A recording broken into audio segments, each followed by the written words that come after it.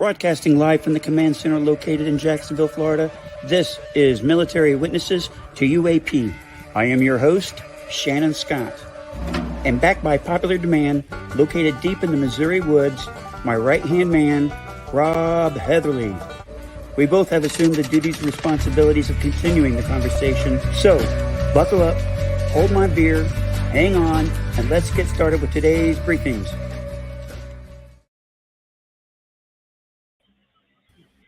How's it going, Rob? Going well. How are you doing today? I'm doing all right. Last minute thing here, folks.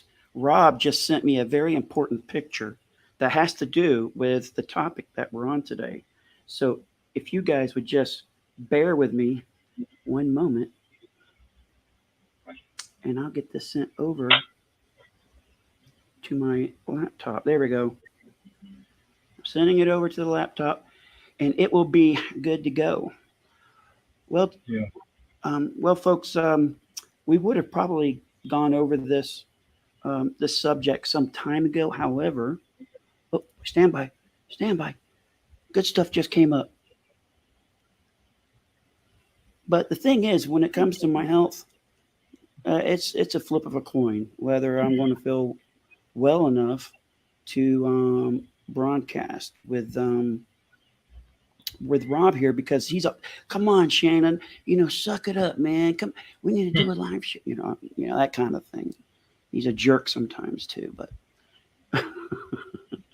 all right. Today's topic, we are going to be talking about Dr. What's his name, Rob? Garry Nolan with 2 G's. Oh, there it is. Very good, very good. Okay, I got this, folks. I got to put this on the desktop. I'm almost done. This is good stuff. I want to blow your minds.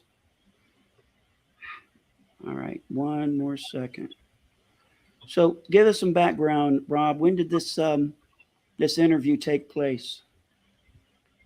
A few weeks ago now, which Yeah. has been around the earth 2-3 times since then. But something that I thought, you and I both thought we could at least provide our opinions on it, whether they're fresh perspectives or not. They're unique to us. So, hopefully we'll have some new fresh perspectives to offer, insights and from our chat of how to interpret some of this. An interesting topic, definitely to delve into. And coming out from Garry Nolan, somebody that deals in facts, and Nobel Prize nominee, I think that we can give a lot of credibility and validity to his opinions. So I think this is one of the most important interviews out there in a long time. If ever, I think it's one of the top 5. Yeah, I thought there were some heavy things were stated in that interview, very profound. It may be so good that when we go over these clips, I might have to play it again just to absorb it. Yeah. All right, Bob. I do have those 2 photos you sent me. They are ready to go. So once that part of the video comes up, we're going to go straight into those photos. So, all right, folks, let's get the analysis of Dr. Garry Nolan being interviewed by Tucker Carlson on his show, Tucker Today or Tucker Carlson Today. It don't matter. Good interview. Here we go. Welcome to Tucker Carlson Today. The crazy thing about the topic of UFOs is how, when you get into it, how really non-crazy a lot of the people who know a lot about the topic turn out to be.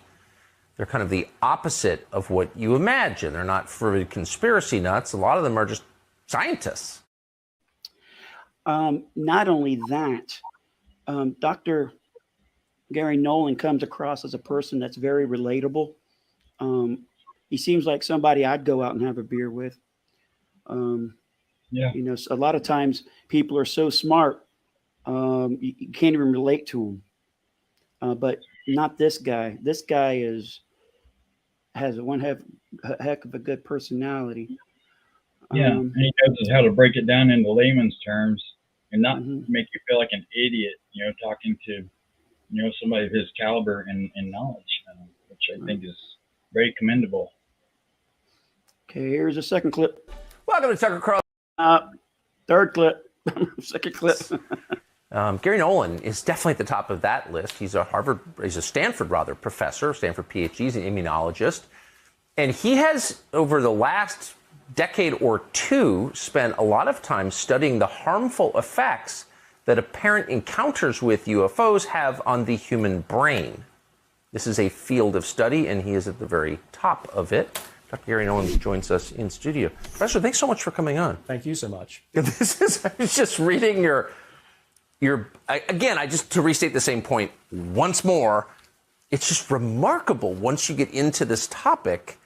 I don't know if mainstream is the word, but it's not fringe at all. Yeah.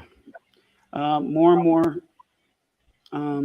reputable people are bringing this out. That would be including Lou. He's been a great ambassador getting this information out, I think.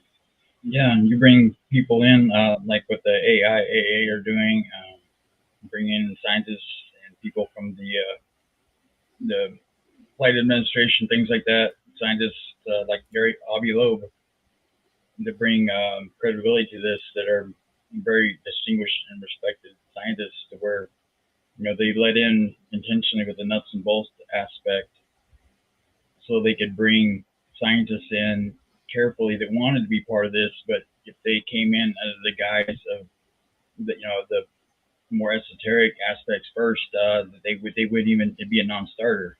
So this was very intentional and methodical, and it's worked out excellent, to draw the right people in to get them on board.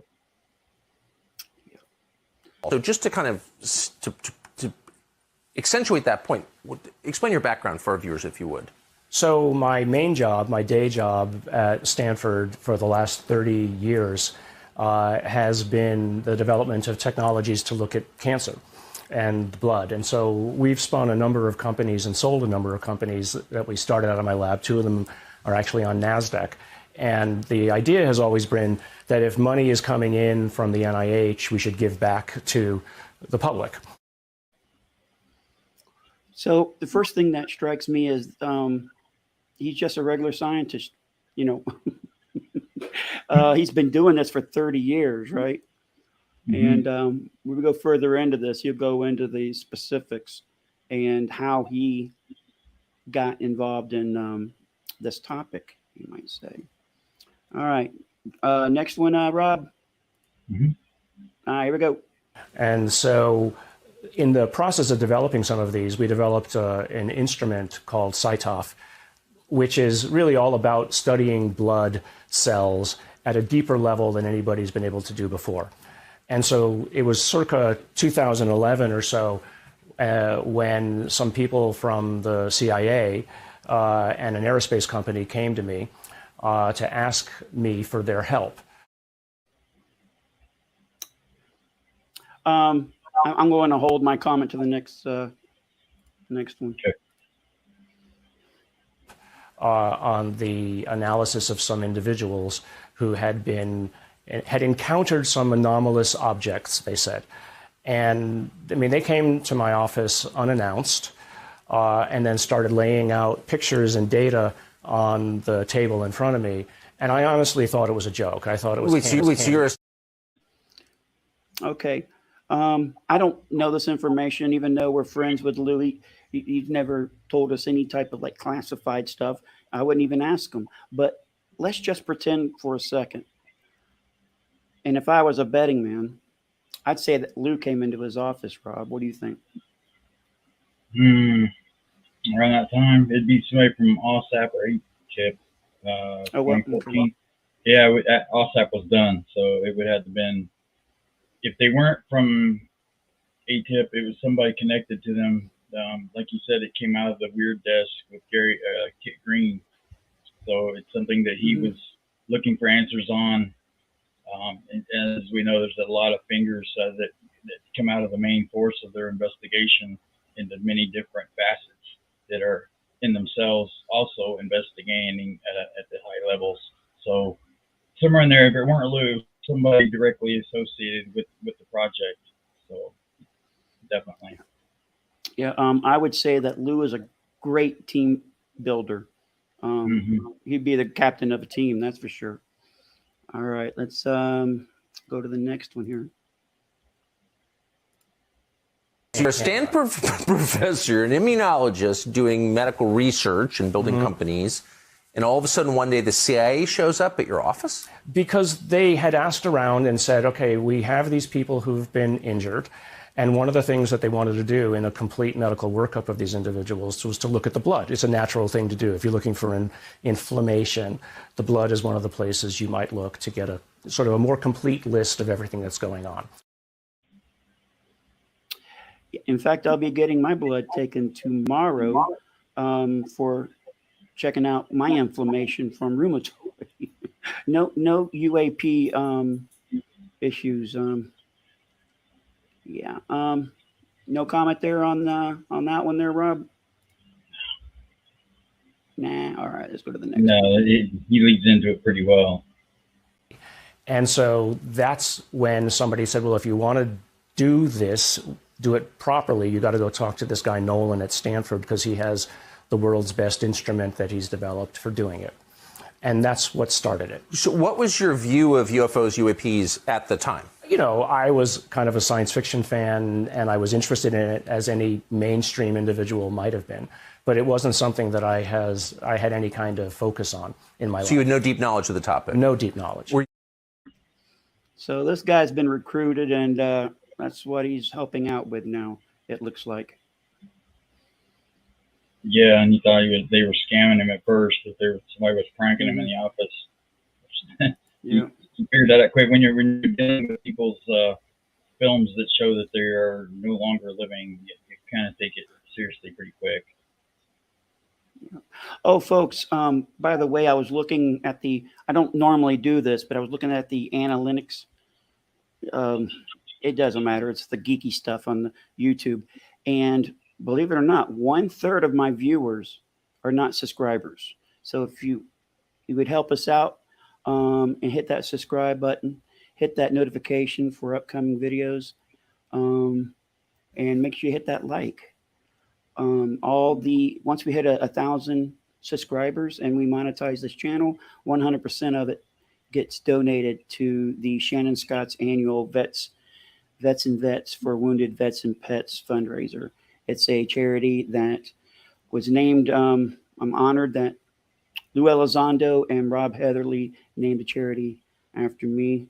Very humbled by that, and we're going to try to make it a hit every year. All right, going on to the next one. Were you surprised that a U.S. government agency was doing this kind of work? I mean, presumably the question was settled for them. They didn't wonder if UFOs were real. They knew at that point, right? Right. No, of course. I mean, like I said, at first I thought it was a joke. I mean, I really thought that somebody was about to put me on candid camera and make a joke of it. But as they started showing me the data, and they were deadly serious. I mean, I tried to lure them into making a joke about it. They were deadly serious about it, because they had basically said at that point, people have died. I can totally view Lou doing this. I don't know why. I can just see him doing this. I was actually going to get a small clip, if I had enough time, of whatever that dude's name, from Punked, and he just got punked. Yeah, he's looking around for cameras. No, man, this is real stuff. Mm-hmm. It's yeah, that's pretty cool. Make a movie out of this. There's a lot of movies in this subject matter, and this would be one. All right, let me delete that file, and we'll go to the next one. And then they showed me some brain images of individuals who'd been damaged, and internal scarring you can see through MRIs. And, it's data. It's unmistakable. You have to say, okay, well, what did that? I can conjecture or hypothesize about, is it the Russians? Is it UFOs or whatever? But the fact is, there is data that says something is happening, And so we need to study it. And that's what a scientist should do. So, of course. Oh, absolutely. But Yeah. Kind of looks like some dude's head got microwaved. You know, that's exactly. And I love his approach about it. And like he says about when he came into this early on, he had a discussion with Jacques Vallée, and where he was prematurely forming paradigms of what he thought might be. And Jacques, he said, it's very frustrating, aggravating, because when you think you're 100% right, he will prove that just one incident within that analysis it doesn't fit. You have to throw the entire thing out. So he's very careful to only build his examination, but not arrive at a conclusion perpetually, because we don't know. And right. Jacques helped coach him on that, especially dealing with this topic. You don't want to be premature with your assumptions and get false precepts that are going to allow you to have a cognitive bias that are going to interfere with your ability to correctly interpret the data. Right. All right, folks. If you have a question, please make sure you write your question in caps. I'm no longer looking at the the comment section because I got a train to navigate down this track, and that's just something Rob's going to help me out with. So please, all caps, and we'll go down to the next. We delete that one and down to the next. But so, for some context, who were these people who had been injured or killed? Oh, they were military personnel, people, intelligence agents on the ground, a pilot, a few pilots actually, who had gotten close enough, and they had some sort of effects. Gotten close enough to some sort of unknown aircraft. Some sort of object. One of them on the ground as well, walked right up to it and touched it. And actually, his case is pretty famous, and even Senator McCain was able to come in and help this individual because the Army was denying him, the Army or the Air Force, was denying him medical benefits. And so eventually it reached the office of Senator McCain. One of the most interesting cases in this study is RAF Bentwaters, and he's referring to Rendlesham Forest. Rendlesham Forest. John Burroughs was the one who had the issues, and there's a video somewhere out there in the ether and I can't find it on YouTube, and all it is him talking in front of an audience, and all he's talking about was just dealing with a VA. And I can relate to him because I remember I was battling the VA, and this guy can't even get his records because they're classified, which there's only like 3 medical records that's ever been classified. Like one was John F. Kennedy, he's the other, and they're willing, my opinion, they're willing to not do the right thing and take care of the service member and let him fall, basically to his illness rather than doing the right thing. Yeah, your records are classified, so as a matter of national security, we're going to let you die rather than let any doctor look at your records. So thank you for your service. Amazing. If anybody knows where we can get a copy of that, please get me a link to that, because that is just I would love just to do a video analysis of him going over stuff with the VA. All right, here we go. Right down to the next one here.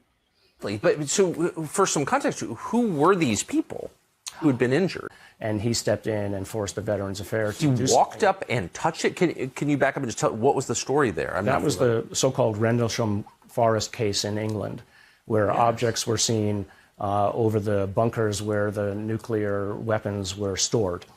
And things were seen in the 70s or so. Yeah, there's quite a few documentaries. December 1980. So, but the individuals who were actually there, I know one of them quite well.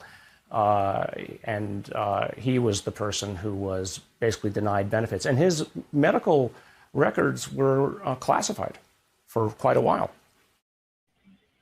Yeah, December 1980, folks. He's lucky you survived it. Yeah. It sounds like a lot of people that were that in close proximity didn't, but like Al Putoff said, you don't want to be near one of these when they're powered up. I guess it would depend on how much output it had at the time. Yeah, I got that warning sign. I'll make sure. It's a warning sign. It says stand clear while UAP is energized. Because it's the truth. You see, you'll be wanting to, good night, my love. You'll be wanting to run up and, and greet these visitors. And you got to wait till they power down because apparently it's not healthy to be standing around these things. All right, here we go. We're going to the next one. They wouldn't let anything out about him. Why? So he touched this object. Yeah. Did he describe the object? Yeah, he described the object as basically about 4 or 5 feet across with strange writing on it. I don't know. I mean, it's a long time story. It's not something that I don't try too much to get into the stories and to the ancient literature because there's so many arguments and mis and disinformation about it. I'm more interested in let's collect new data and study it, right? Let's collate the data in a way and try to convince other scientists that the data is real, not that a conclusion is real. So, right. I like the way this man thinks. It's logic. Only the facts, ma'am. Yeah.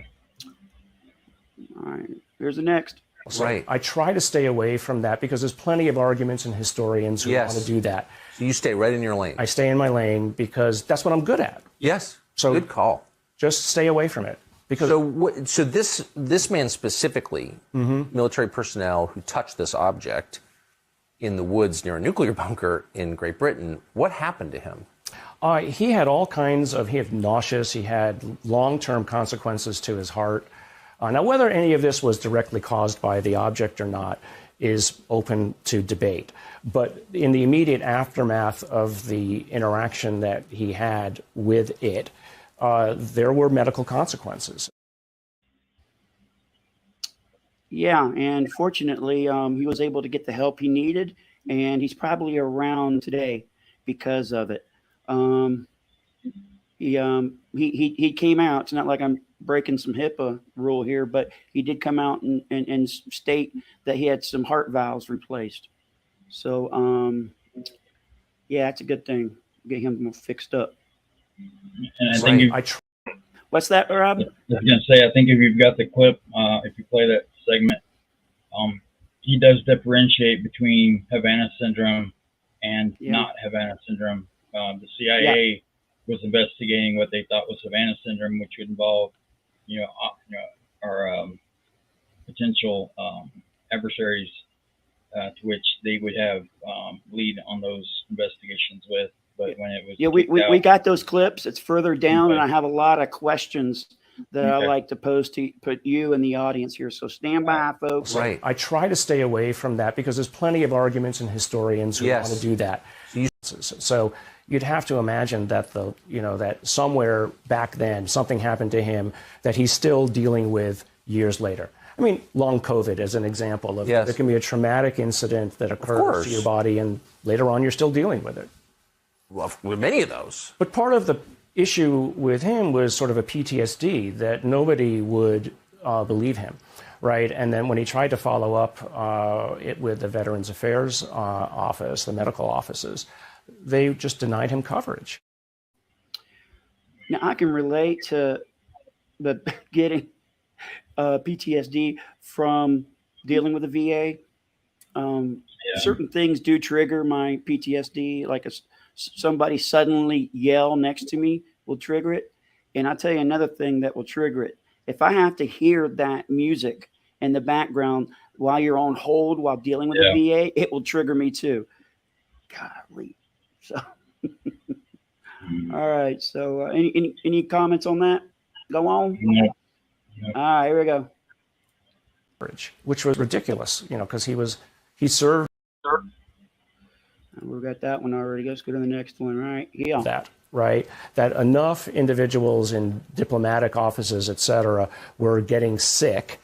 And so there was a pattern beginning to occur and emerge. And so somebody realized, okay, that somebody is probably attacking our personnel in these offices, the diplomatic corps, et cetera. So those cases all end up over in a bucket where eventually somebody pays attention to it.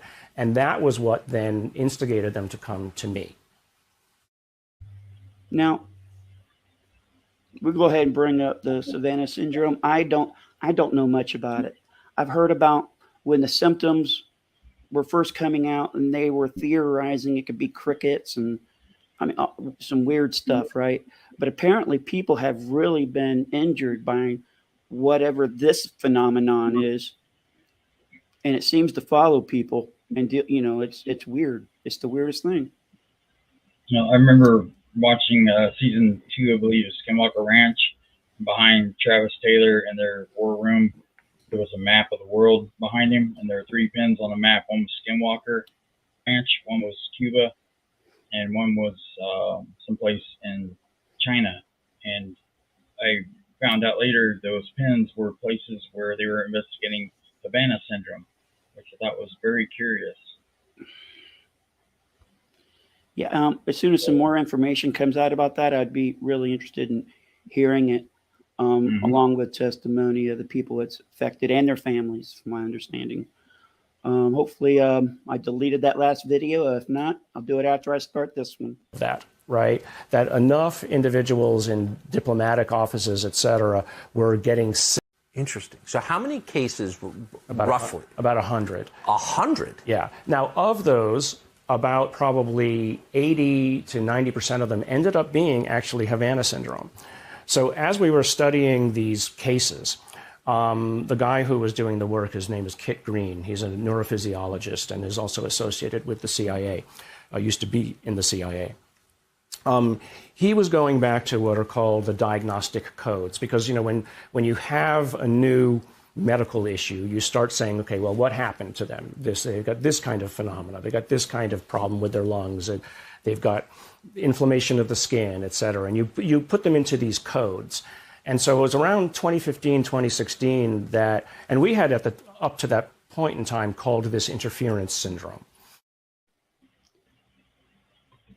Yeah, big fan of Kit Green. Big fan What's of that? Kit Green. I'm a big fan of Kit Green too. Oh, yeah. Big fan of Hal Puthoff. I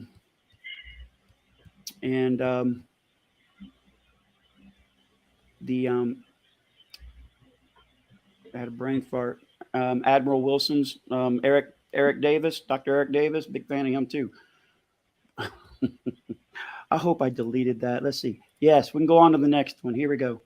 Something was interfering with these individuals. But then it became obvious that the diplomatic corps issues were happening and that many of the symptoms in those individuals, in the Havana syndrome individuals, matched some of or most of the symptoms that we had in our big bucket. Man, I would just love to be a fly on the wall when they're going over all this information, all this data. I mean, I just suck it up. Just take a stroke. Suck it all up. All right. We're going to the next one here, folks. Stand by. Here we go. Okay. Why? Because they were in the weird bucket at the time, and they just ended up being Havana syndrome. But that was good in a way, because we were able to take those individuals out of consideration.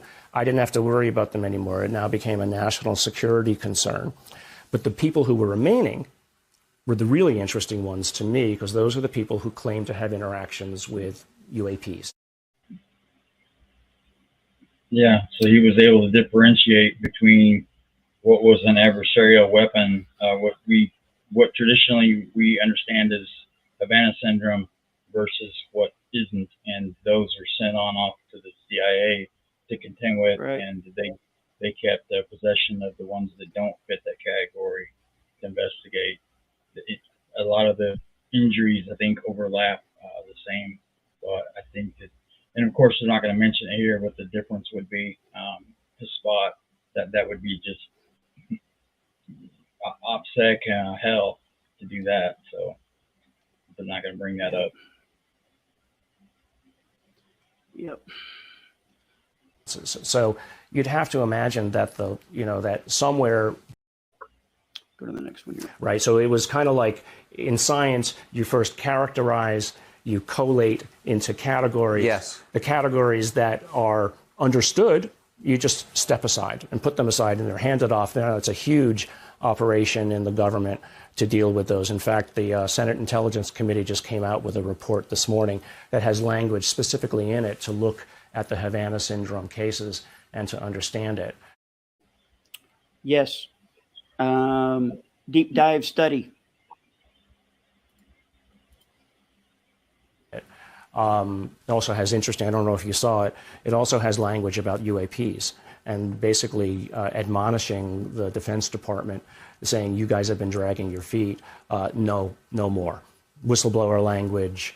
There was also a situation where they want to go all the way back to 1947, they want all the Defense Department and the CIA, et cetera, to collect all the information around events that have occurred. They want all of, interestingly, the NDAs, the non-disclosure agreements. They want those all listed because the NDAs are associated to people, and that means they can start to name the people who have been involved. They want all of the information on the disinformation and the obfuscation that's been going on. It's all there, black and white, clear as crystal. You get nothing. You lose. Good day, sir. Yeah. That's the way I hope that doesn't happen. I hope that doesn't happen in real life, that they get what they want. But yeah. It's going to be a bad day for a lot of people that are trying to actively and intentionally keep to not follow the will of Congress and the rule of law. It's not going to end well for them. Just saying. Mm-hmm. Because they'll be in this category. You about to lose your job. That's right. Yeah. That's all right. And they want information about the medical harms that have occurred. Right. And that's all in the National Defense Appropriations Act for 2023. Man, I'm glad that all that information's in there because I feel like the ball's moving. We're getting something done. There's things in the works here. 3D chest. We can examine who's wanting to pull some of the language out of the bill before it gets signed into law, and that would kind of give us an indication of who might be aligning themselves with the opposition or trying to keep this or stuff it back in the bottle. I would hate to be congressmen that are trying to pull that back out. It will single them out if they try to do that, and people will start asking questions. Why would they want to conceal that? Because they can still keep things classified and not jeopardize national security whatsoever by harvesting information. They have the clearance for that. So there's no reason to take that out of the language. It's not like they can't hire more people. They just hired 87,000 more people for the IRS. I think they could afford to hire a few more people to fill in the gaps, to fill out a few more paragraphs for the NDAA on this, which, I think this takes precedence over people's taxes, but I digress. Well, they got to get that money, man. They got to get that money. It makes the world turn around or something. Here's the next clip. So this is way outside your lane, but since you've had so much experience dealing with all the people involved, maybe you have a theory. Why do you think DOD or the U.S. government more broadly has lied about this for so long? So I think that they were just afraid of admitting that they don't have control over the airspace. Yeah. That's one thing. But also, it's really back to what it is that I was saying before. We have the data, but we have, to the extent that there is proof that there's something else here, they didn't want anybody to know about it because they're scared of what the reaction might be.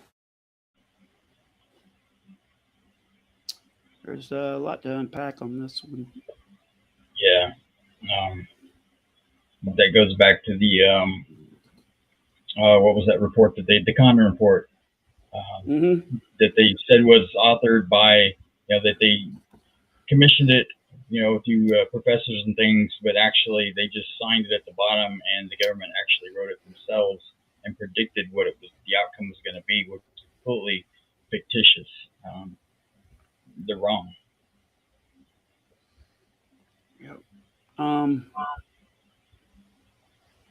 He said something in there, slipped my mind. If it's important enough, I'll bring it later. Let me find what's that? Garry Nolan, I think, he's a little altruistic in this, and he's not been in it long enough to get jaded and burned like a lot of people have, to where he understands. Well, I'm sure he does the degree, but not enough yet to realize just how much money and greed and power are involved. And there's a lot of reasons why different factions don't want this coming to the light of day, and a lot of them are illegal or unethical in nature. Like their quick response team. Yeah. They could even utilize that quick response team just to go somewhere and intimidate people, couldn't they? Yeah. They've already, intimidated our witness. Yeah, definitely. All right. 23. So this is way outside your lane, but since you've had so much experience dealing with all the people involved, maybe you have a theory. Why do you think DOD or the U.S. government more broadly has lied about this for so long? So I think that they were just afraid of admitting that they don't have control over the airspace. Yeah. That's one thing. But also, it's really back to what it is that I was saying before. We have the data, but we have, to the extent that there is proof that there's something else here, they didn't want anybody to know about it because they're scared of what the reaction might be. Yeah, that was good enough to play again. Let's go to the next. No, it makes sense. I mean, that's a human reaction. It's a human reaction. Yes. But the other point is, I think that's important to realize, is that when a lot of, let's say, these events were occurring and there's claimed crash materials that might have been collected, this went off to places like Lockheed and all of the big aerospace. I'm sorry, I had to stop that. Like Lockheed. That was my first guess too. So Battelle are also, that's where I think Hal Puthoff said that the material that was shot off of a craft over the White House in 1952, where that ended up. Yeah. No, it makes sense. I mean, that's a human reaction. It's a human reaction. Yes. But the other point is, I think that's important to realize, is that when a lot of, let's say, these events were occurring and there's claimed crash materials that might have been collected, this went off to places like Lockheed and all of the big aerospace companies.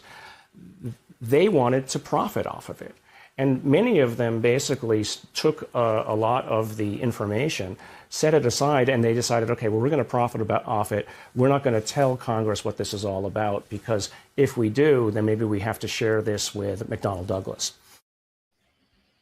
now, there's two ways you can take what he said, I believe, when he talks about like Lockheed. Is it like they did, like it's true, or like Lockheed because they're an aerospace company? That's both ways you can take it. I almost take it as if like them, because this is the truth. It's it's my, if I had to put money on it, that they do have stuff. Whole craft, in fact. But yeah. Go to the next one. How could so if an aerospace, and I've heard this theory from very informed people, I don't think it's a theory, it sounds true, that if there are crash materials, and apparently there are, those reside in the custody of not the U.S. government, but of contractors that work for the U.S. government, aerospace, defense contractors. Right. McDonnell Douglas, Lockheed, et cetera. How could they profit off those materials?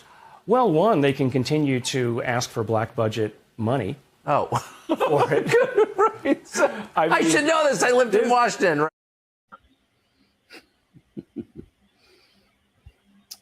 Yeah. Admiral Wilson. Admiral Wilson, the Eric Davis notes. That's the first thing I think of. All right, let's go to the next one. Then right. Right? I mean, that's The funding continues. The funding can continue. You might hope eventually that you can understand it, right? But and thereby profit off of it. But my point has been that whatever this stuff is hundreds of technology revolutions ahead of us and understandings of physics that we don't appreciate. Right. So it's kind of like, the old saw is send a cell phone back to a Neanderthal and see what he does with it. Pound rocks. Eats it, yeah. No, it's totally right. I couldn't agree more. Go to the next one. Fascinating. So it sounds like in the world that you live in, it is taken for granted, which is assumed to be true, that this stuff is real. Yes. Yeah, it's 100% real. Did y'all get that? We might have to go over that again. Let's do that. Fascinating. So it sounds like in the world that you live in, it is taken for granted, which is assumed to be true, that this stuff is real. Yes. Yeah, it's 100% real.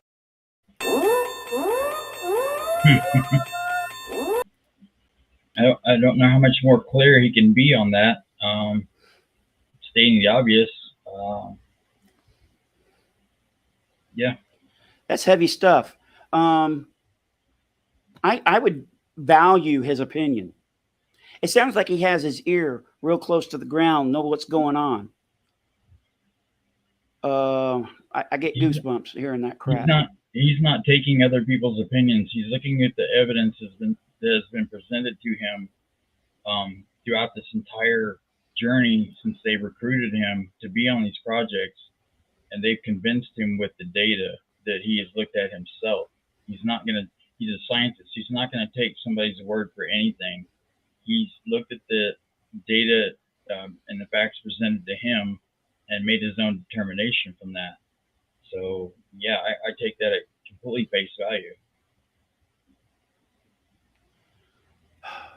Awesome times we live in. Real. There's just no doubt about it. The data is real. And this is what when I have these conversations with other scientists who have told me, Gary, you're going to ruin your reputation.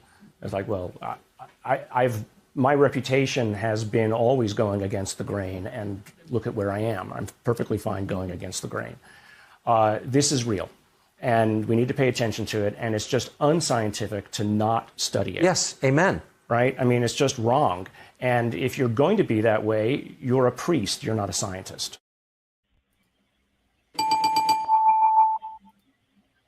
That would be correct. Mm-hmm.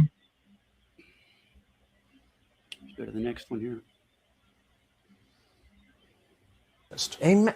Thank you for saying that. I feel that way about a lot of things that touch science, but this is definitely one of them. So why would the aerospace company that you have not named, I've noticed, why would they be interested in finding, along with the CIA, the answers to these questions? Technology. You've seen the reports on how these things move. 0 to 5,000 miles an hour, instantaneous acceleration and deceleration, transmedium travel. Yeah. Meaning from air to water. Air to water. Yeah. We can't do any of that. We just can't. That would also be correct. And there's a technology race going on right now between us and Russia and China. We're trying to figure out how this stuff works, because we got to get it before they do, because they'll try to run the world. They can. They'll conquer the world if they get this technology. Mm-hmm. It's checkmate. It's checkmate. All right. And moreover, we don't know how it's done. We don't know how it's done. And so that means that there's a level of physics that can be appreciated and maybe taken advantage of. Hundreds, thousands of years ago, we looked at birds and we saw they could fly, and we said, we want to fly. So now we see this happening, and now we realize that our physics doesn't answer how that moves. So we need new physics. And so that, to me, is the most important aspect of this. But if we go back to where my career came from, I always look at data and say, what can I do with this and make something out of it to give back? What technology can I create that can be used by everybody? That's a good man right there. Yeah. One of the things I cannot stand about Fox, they play that stupid clip of I've flown a lot, okay, and I've always appreciated flying because it was only 100 years ago. The Wright brothers, and so was this is only a small fragment of our existence, and we're able to fly relatively safe.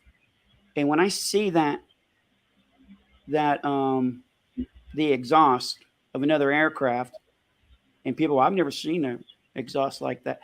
Yep, there's several reasons that can happen, folks. One, you got dirty fuel, or two, there are certain aircraft that I've come across that look just like that. Their propulsion, their jets, their units that they have, it puts out a black smoke. So what happened? Whoever was filming this was flying along, and then they're looking out, and that aircraft took off almost at a 90-degree from the relative bearing of the plane that filming it. And I've seen that so many times. By the way, UFOs normally don't leave a contrail like that or exhaust like that. However, there is South America flare that there was some stuff in the back. That's the only stuff I've ever seen that related to UAP, UFO phenomenon. But they used to tell you what, they used to put a lot of fake stuff up, stuff that's already been debunked. And it just guarantees. Yeah, what's up? One in South America has been debunked, and they still show it as a legitimate UFO. When one of the South American militaries had for 2 years the classified investigation, and then within 2 weeks of putting it out in public, it was solved that it was a foreign aircraft. But they still use that one as an example of UFO examples in the news, mainstream news, because they didn't do their fact checking.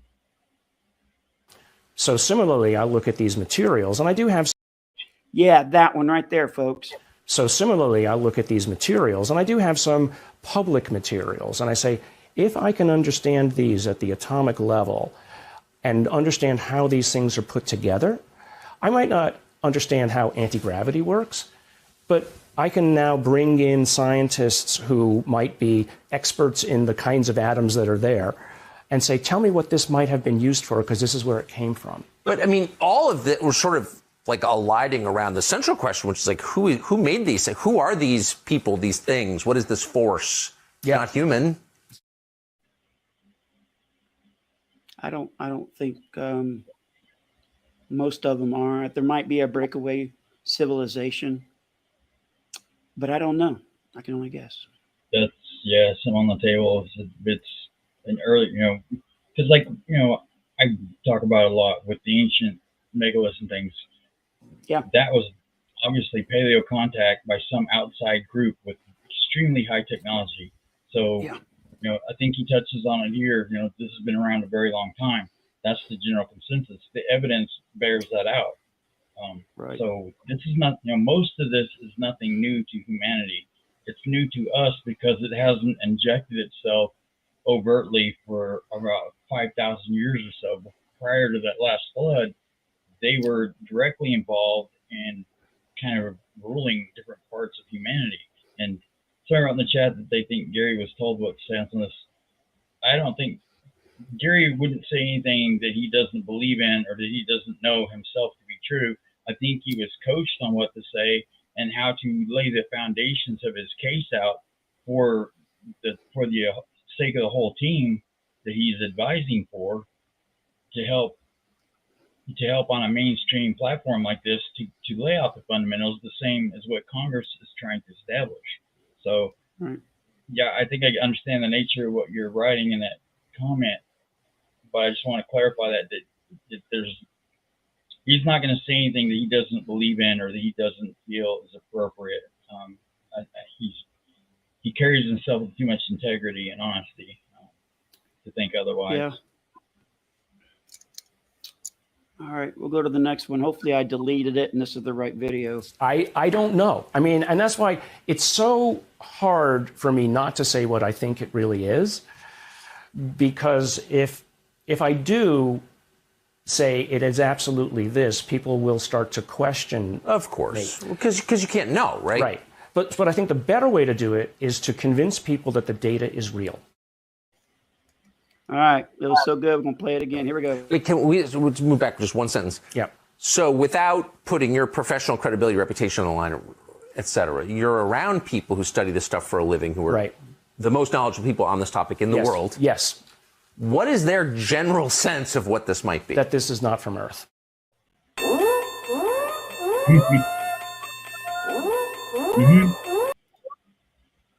Dude, did y'all just hear what he just said?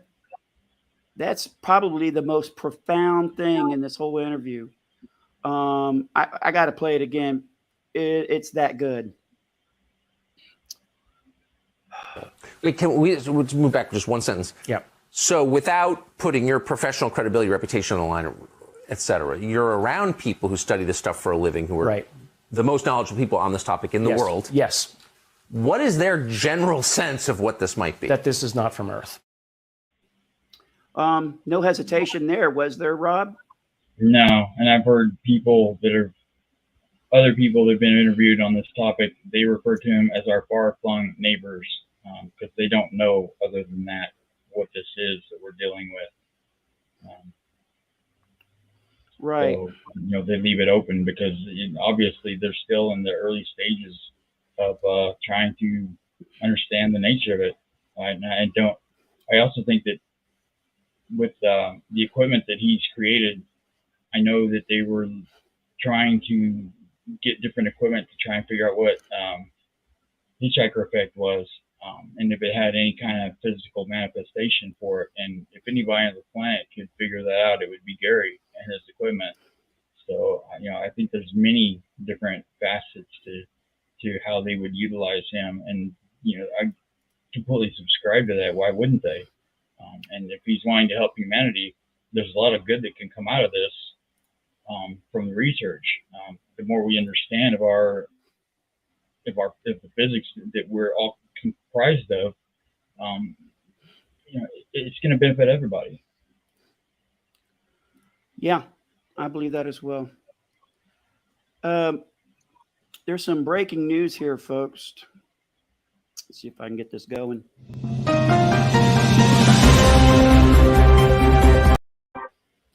Apparently, some images came out, and Mick West was correct about the Calvin UFO actually being a kite. There it is. Breaking news. Breaking news, folks.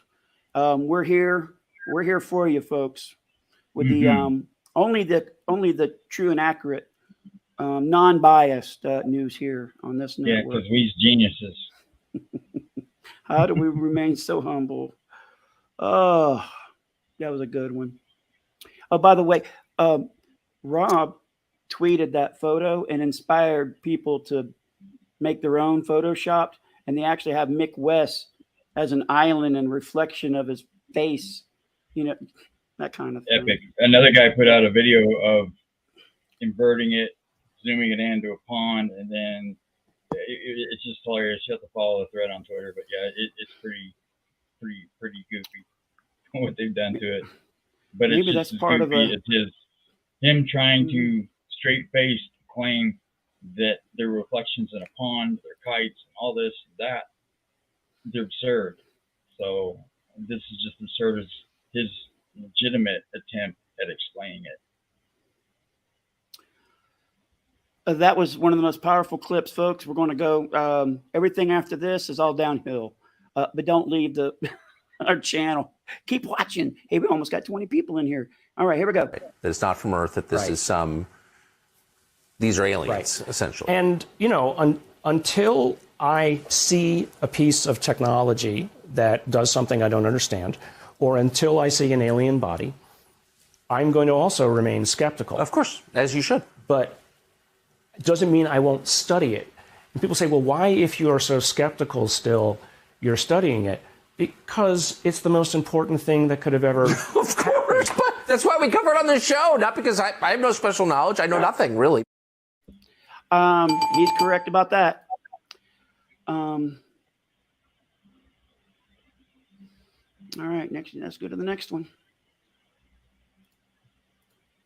Really, but why could by definition, Yeah. it's the most important. So is the general belief that these objects, whatever this is coming from outside our atmosphere, or that it's coming from beneath the oceans? Both, I think. I mean, whatever it is, it's clearly been here for a long time.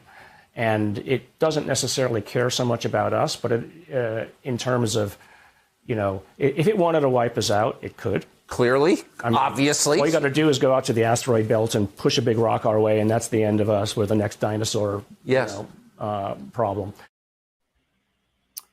And they won't do that because if I was a betting man, this is their home too. Oh, absolutely, unequivocally. From all the research that I've done with the team that I've been on for 4 years now, that are on Twitter and YouTube and some, I have prolific channels and things. We've done immense research into this, and as long as humanity's been able to chalk it out on cave walls, some of the clearly alien drawings are 40,000 years old in some instances. So this has been going on a very, very long time. And some people seem to think that picture that you put up with the kite was a Photoshop that was a spoof of Mick West, because Mick West tried to say that the original was a kite. So Shannon made the picture of it looking like a kite and tilted it and put a tail on it with a string. So that's what that was on Twitter, completely fabricated to mock Mick West. So yeah, but then again, I'm so good at photoshopping, it'll look real. All right. Has everybody seen that picture, the real picture of that? Is that what somebody's asking in the chat? If so, we can probably put it up, but from there, yeah, we can do that. The original. Just give me 1 second. Just give me the a second here, because I had to clear out my stuff, folks. So yeah, we'll show the legitimate one. Yep, here it is. I'm going to send this to my MacBook Pro and bring up the photo right here. Yep, let me get back into this and open. All right. Sorry, guys. Here's the original. Go ahead. Here's the original. From what I understand, there's going to be a high resolution image of this. That's what I'm waiting for. Okay. A very high resolution. And then basically I turned it on its side and made it, and before and after. Shannon, yeah, he made a joke out of it with the kite tail and string, and we didn't say when he put it up there that was photoshopped, and I apologize for that. Yeah. We should have made that clear at the moment. Yeah. Because we didn't want to mislead anybody. No, that's totally fabricated.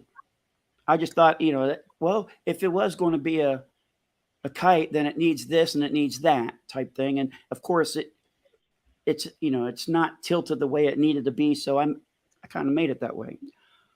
Oh, come on! I know, right? So here we go. And do you think that there is evidence that this is an ongoing thing? Yeah. I mean, so I don't know if you know the astronomer and venture capitalist Jacques Vallée. You probably heard his. Of course, yes. And so he's actually a good friend. He's written books about the matter, showing that if you go back into the historical records, things written by the scientists and philosophers and mayors and kings of the day, it's in the record. This object was seen, it looked like a wheel or it looked like a shield, and it showed up over our battles and, et cetera, et cetera. So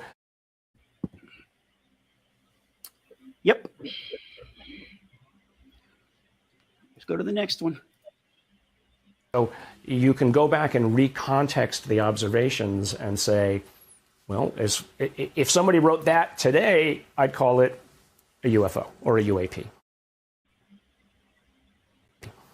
Right? Of course. So it's been here. I think really, one thing you have to ask is, well, why do they show up? And maybe it's just, and why don't they land? That's a question I often get asked is, well, why would you? I mean, do you try to establish diplomatic relations with the ants in your garden when you move into a new house? Right. No, you do what you want and you dig up the yard and you do as you please. You try not to interfere with them. If there's a nest of birds, you're not going to interfere. You're going to try not to bother them. So, because you've got your own business going on, you're doing your own thing. I can't add anything to that. Let's see, this one. So, what that thing is, I don't know. There does seem to be some connection between nuclear power, nuclear weapons, nuclear fission itself, and these objects. I mean, have you clearly noticed this? Yes. Well, I think if you ask yourself the question, how could we negatively interact with them, right? I mean, there's probably little that even they could do if we blew up a nuclear bomb around them. So to the extent that we have reached a level of technological capability where we can be a problem to them, nuclear weapons are one of them, right? I mean, but look as far as where we're going to be 1,000 years from now. We're starting to move out into, like with Elon Musk, into Mars. Maybe someday we'll be able to travel to other solar systems even by conventional means. It'll be in our lifetime. I truly believe that. Every time there's a launch, I try to go down to the Cape to watch it. And if I can't get there, I'll try to go to the beach. And hopefully the way they shoot the rocket, if they shoot it in a northern trajectory, I can see it better, especially in the evenings when the sun's just blaring off of that thing. It's beautiful. All right. Next. So if you are an emerging species in this area of the galaxy and there are elders running around, maybe they want to pay attention to the monkeys who, are usually throwing mud up against each other on the walls and stuff. No, it's a completely... Does this... I think it's exciting. I mean, why would it bother me? I mean, because I don't think that they're here necessarily to harm us. And if they want to, they can. So nothing I have any control over. So, is there any evidence of the 100 cases that you've looked at that any of those human beings were harmed on purpose? No. So they don't follow OSHA guidelines, and there won't be a hazardous sticker on the side of their craft. So take our warning. Stay clear while energized. I think it's exciting. I think it's just as bad. If you happen to walk across an airfield and get in the way of the exhaust plume of a jet engine, you're going to get harmed. Yep. Yeah, there's very few cases that I've heard of where they've actually intentionally harmed human beings. I think from South America, but another topic for another day. I mean, here's an example. There's a great case. It's in France. This family, this is just within the last few years, driving down the highway, a mother and two children in the back. They have an open-top car during the day, a crowded highway. They see over their head through the window a craft. I mean, it's just obvious. And then she's looking around, the mother's looking around and saying, and noticing that nobody else seems to see this. All right. I don't have my comment yet. It's going to be after the next clip, Rob. Okay. So the kids in the back have a camera, a phone, take a picture. When they get home, they take a look at the picture. There's not a craft, but there's an object, a small sort of star-shaped object about 30 or 40 feet over their car. So let's say that's the object. but it projected an image of something else, and yet that's all they saw. So what happened? You know, it's sort of like it was a projected 3D image of something, but it was only seen by them.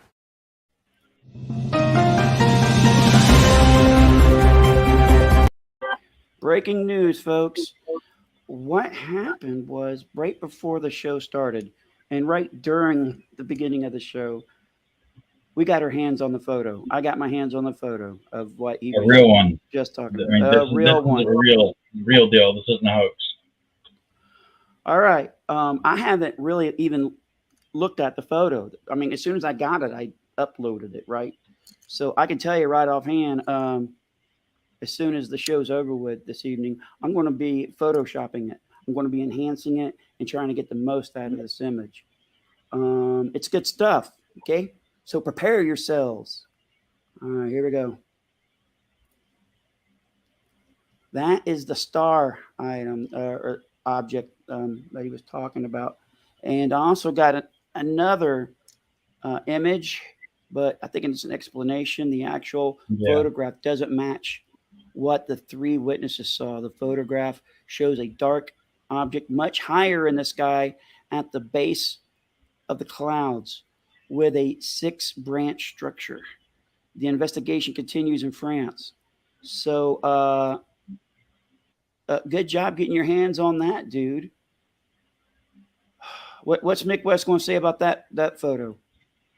He is completely silent on the cases that he can't debunk, is what I'm reading lately.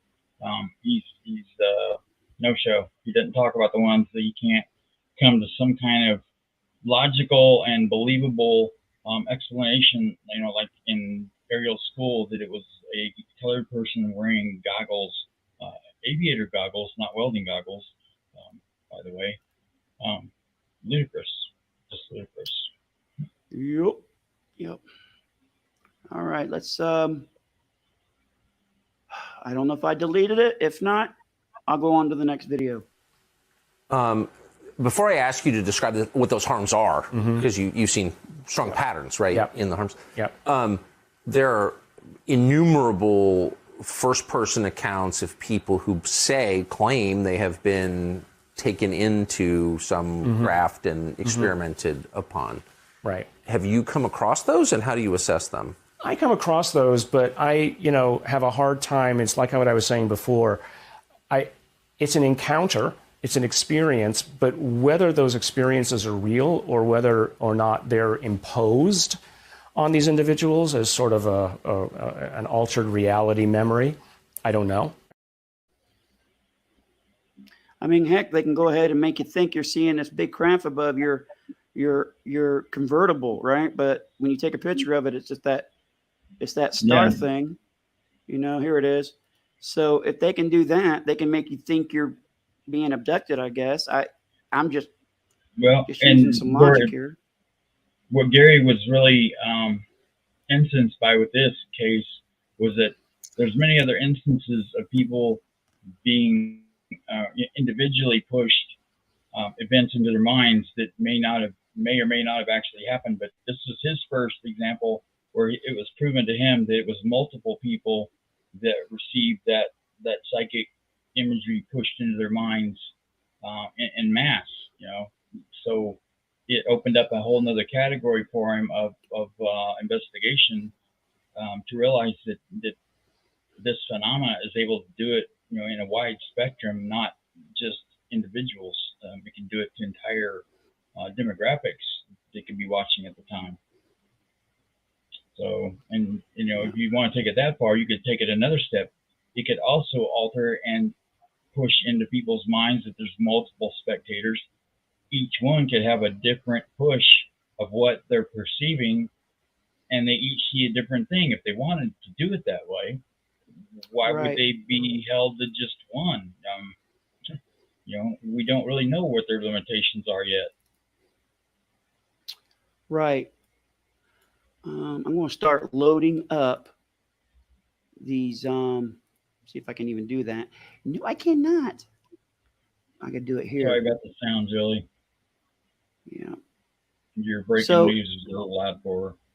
okay, I'll lower it. That's totally. I'm still amateur, folks. I'm a professional amateur. I'll do that in a moment. Okay, I let's see if I can lower down the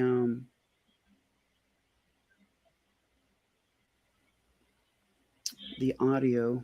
Yeah, that was I don't like think I can. 5 or 6 meters across the actual star that they took the picture of, but in their minds they saw something that was like 30 to 40 meters across, completely nothing like what they thought they saw. Okay, so the kids in the back have a camera, phone, take a picture. When they get home, they take a look at the picture. There's not a craft, but there's an object, a small sort of star-shaped object about 30 or 40 feet over there. So when you start to hear many of these cases, and Jacques Vallée talks about this a lot, that whatever these things are, seem to have the ability to project altered reality into people's minds. I know that sounds crazy. And I'm just repeating the stories. Well, no crazier than think. any other thing that we've been talking about. Right. I mean, it's all outside the bounds of what we understand as science anyway. One of the things I do as an investigator is that I like trying to connect dots, and I try to look for patterns. And one of them, it always comes up, and that is people who have contact, these things communicate with them in their head. Maybe there's some science behind it. It's all weird to me, but that seems to be the consensus. Would you agree, Rob? Yeah, even Lou talks about that there's that they are scientifically proven that things like remote viewing, things of that nature are an actual artifact. I know, and I've talked about this before, where it seems like it's an artifact of the quantum, the quantum collective consciousness that ties organic and inorganic everything into energy and matter. All of it are intertwined as one. Kind of like the butterfly effect. You ripple the spider web, it's all going to move in tandem. So, Yep. If you know how to access that channel, you can use it to transmit information or collect information, because we're all interconnected to that. We're inseparable from it. We're a part of it. Right. All right, let's go to the next one. Anyway, right? Yeah, I mean, and I have the picture of that they took of that star-shaped object and the story, and Jacques had been the person who went and did the interviews for it. And that was sort of a mind bender for me. The first time that I had seen evidence of something that was different than what people had perceived, right? And so this notion of a projected reality is something that really has to be part of the discussion at some point. That's deep stuff, Rob. Mm-hmm. Yeah. All right, here's the next one. So there have been, over centuries, many centuries, reports of livestock being killed, drained of blood, in conjunction with sightings of these objects. Right. Have you come across anything I mean, like that? I know of it, and I know the woman, Linda Moulton Howe, who did a lot of these original studies. Again, it's data. I don't know why anything would want to do that. Right. I really don't. And I don't know how it fits into the big picture of this, because there's so many moving parts. It's very hard to create a consolidated story. My guess, if I was a betting man, they do. They need to eat as well. So maybe like when they drain the blood of these cows, I don't know. Maybe they're absorbing it somehow. I don't know what they're doing with the udders and the sexual organs and half the jaw and the eyeball and everything else they mutilate on this cow with surgical precision, better than surgical precision, because I was a surgical tech.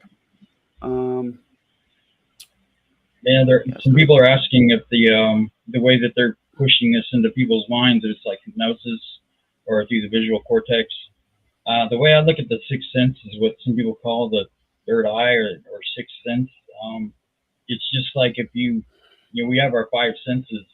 It's like tapping in and adding a sixth sense that to our brain is just another portal into the mind through the physical body to where we're receiving it like an antenna in the brain. That in like the portion of the brain that Garry Nolan talks about in some of his research, that some people are more prone to being receptive to these telekinetic communications, and also being able to see craft and artifacts where other people aren't. They have a higher density of certain types of their brain matter that allow them, kind of like an internal antenna, to pick up the signals better.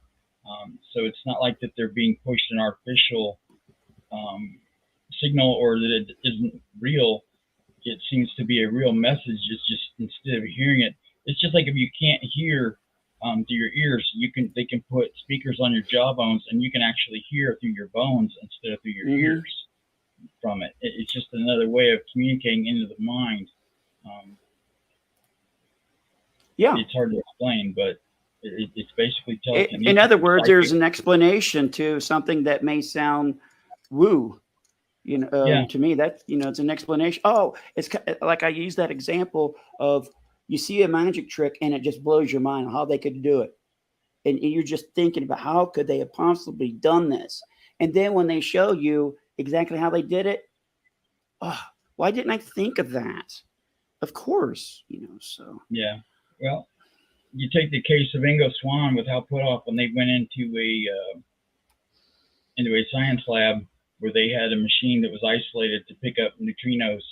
It was isolated from all electromagnetic forces, any external forces. It was a multi-million-dollar piece of equipment, highly shielded, and only supposed to be affected by neutrinos. That Ingo was able. They had a meter on the wall of the graph. He was able to look into it and see the mechanism, and he could affect it from across the room and make it at will peg out the graph at any time he wanted to interact with that apparatus, the sensory equipment, through his mind. So they know it's not electromagnetic, so it has to be something on the subatomic scale toward neutrinos. There's got to be an energy or mass effect to propagate it across, but just like they can't figure out what gravity is manifest on yet, there has to be a substrate like what they would consider an ether to transmit that by. Yeah, thank you. The Kade Putnam, can't pronounce it, but yeah, that's it. But he was able to do it through his mind to connect with that, what I call the quantum collective consciousness, to be able to see into the machine, because his mind was tapped in where most people's aren't, to be able to access that channel of information. There's nothing supernatural or witchcraft or about it. It's a physiological process that we don't understand yet. And I disagree with Tucker on that it's outside our physics. From what I've understand, they know the physics that are being applied. They just don't know how to replicate it yet, but they can measure it as to how they're doing it. They just don't know how to reproduce it. They know the type of physics they're using, I should say.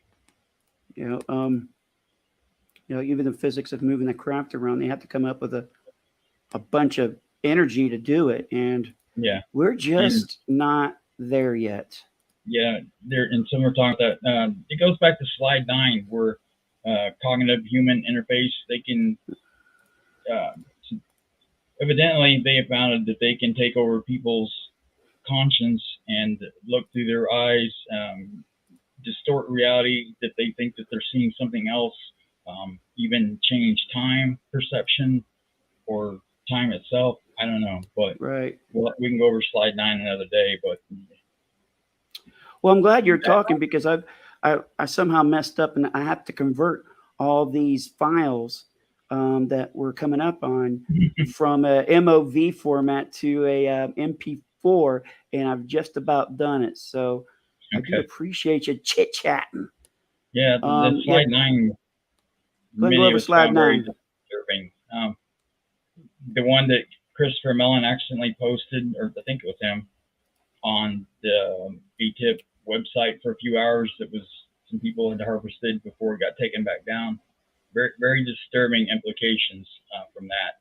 That has generated a massive amount of conversation and speculation as to how these things can take place and the implications of it, and why they have to have skip rooms to try and have some kind of shielding from the phenomena from listening in, and like how they think that, you know, they knew where the cap point was. Was it reading the pilot's minds? Was it tapping into their comm system? They don't know. Maybe just luck. I have no idea. Mm-hmm. Yeah.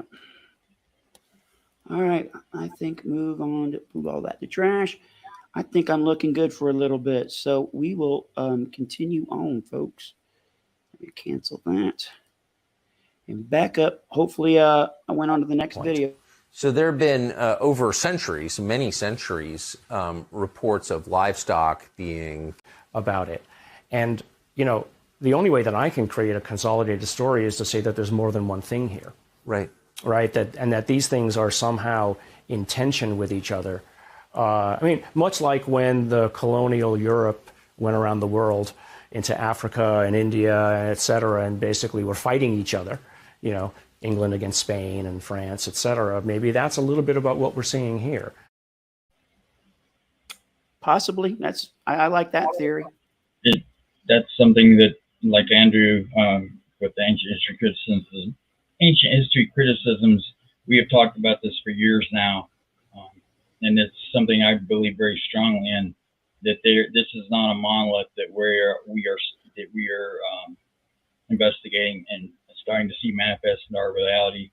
There's more than one faction, and I think order and magnitude of what we're experiencing, and they're not in one accord. And there does look to be some competing factions, and Jacques Vallée writes about this in depth in a lot of his books, even. So it's not just a unique thought to me.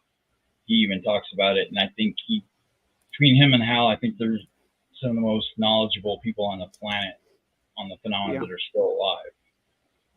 Yeah, absolutely. With no cavitation, right? No, you know, no basically bubbles behind them, because the movement would create a vacuum and would, you know, basically make a giant bubble, and we'd get this noise. No noise, just sonar images. So, given your background in science, is that explicable? No. That's heavy. No, it's not. No. Okay. You have to imagine the new kinds of physics. But interestingly, the physicists have come up with a unifying, let's say, mathematics for what these things might be doing and how they're doing it. Huh. Does it make sense to you? Yeah. I mean, one of them is called, there's actually a Mexican physicist. He has worked out the equations for a warp drive. I mean, we can't do it. The amounts of energy required are extraordinary. It's called the Alcubierre drive. Yeah, I've figured it out myself, and I got one in the garage, actually. Yeah, I got that scratched out on the back of a napkin. That's what I was talking about earlier, is they understand the physics of how they're doing it. They just don't know how to replicate it or even start breaking it down. But it's not violating the known laws of physics. Tucker was incorrect on that statement. Yeah. Then again, he said earlier, what do I know? You know, so. But then there's a number of other individuals who have then taken his equations and shown that, yeah, that it actually explains how these things might be moving. But there's a lot of data from underwater. Correct.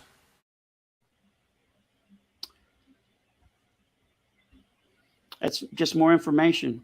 Put the pieces together. But get that out of the Navy. And that's part of what the announcement today was all about. This idea that Congress has said, enough is enough. We want the data. You're not going to hide this anymore. We're going to give anybody in the entire DoD and intelligence community a secure channel by which you can actually report this. You can basically set aside the NDAs or oaths that you've given, because you're basically reporting it to us, and it'll be given to the Senate and the congressional leadership. I like that. I got it. Yeah. All right. Let's go on to the next. But get that out of the Navy. And that's part of it. Yeah. Right? And this is the first time ever that this has been done. It's about time. So, I mean, if anybody wants to question whether this is something to pay attention to, you have to realize that these are the senators and congresspeople who, behind closed doors, have seen the classified briefings. Right? They're the people who've seen this in a way. They've seen stuff I haven't seen. And some of them come out and their eyes are wide. Yes. About this. Garry Reed of Nevada was And constantly talking about it. Yeah. So would you say they were somber? Yeah. Yeah. And I've said this a lot before, to watch the faces of those, to go back and look at that, of the people that come out of the classified Senate Intelligence Committee meetings where they've been briefed. They are shell shocked. Mitt Romney was just completely beside himself afterwards, of in a panic, wanting to figure out what the hell this is and get relevant eyes on it. I don't think somebody wrote about the loose end, something about the planet moving further out in the solar system. I don't believe he said that. But the somber comment, a lot of people have speculated on that, but I have seen him articulate more to it. Is that, you know, it's a paradigm changing realization that our awareness of what our environment is expanding a lot larger than we thought it was, and it's going to have different implications for different people. It's not going to negate religion, because like Lou believes, and so do I, that they're not mutually exclusive, and you know, they can coexist with each other. It's just a whole level of understanding that we previously didn't have, and people have a lot of, you know, we each have our precepts of what we think life means and interpret, and that's going to change for everybody to some degree.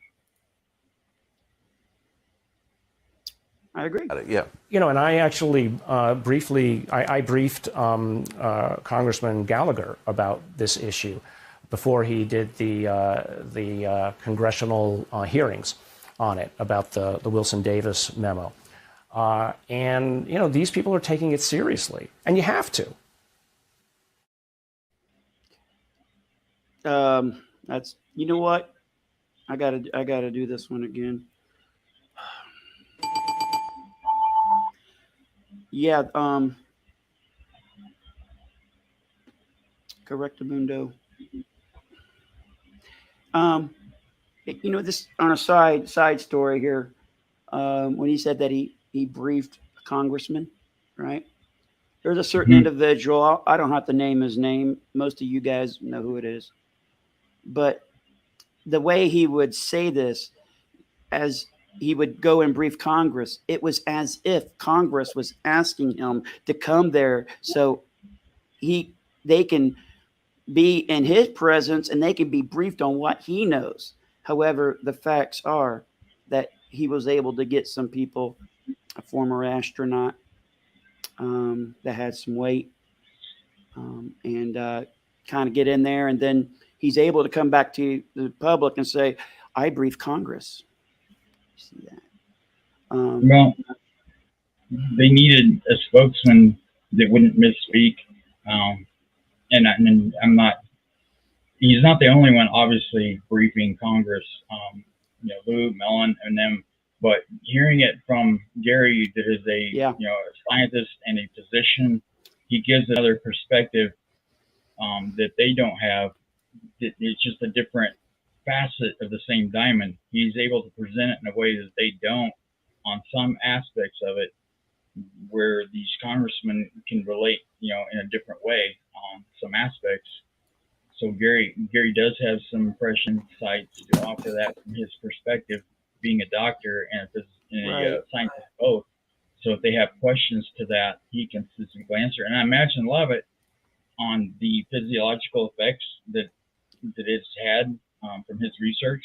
You know, some of them, I imagine, wanted briefed on that so they could ask questions specifically to that, because, you know, maybe some of the people within their districts suffered injuries from it, and they needed to understand what it was, the nature of what it was about. Yeah. All right. Let's go on to the next, folks. Amazing. So tell us about the injuries. So again, you've seen 100 cases.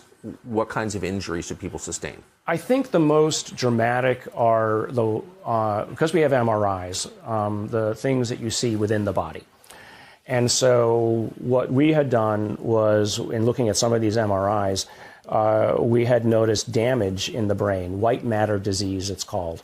If you know anybody, for instance, who's had multiple sclerosis, and you look at an image of their brain, you'll see these white matter objects. Oh yeah, you can see it there.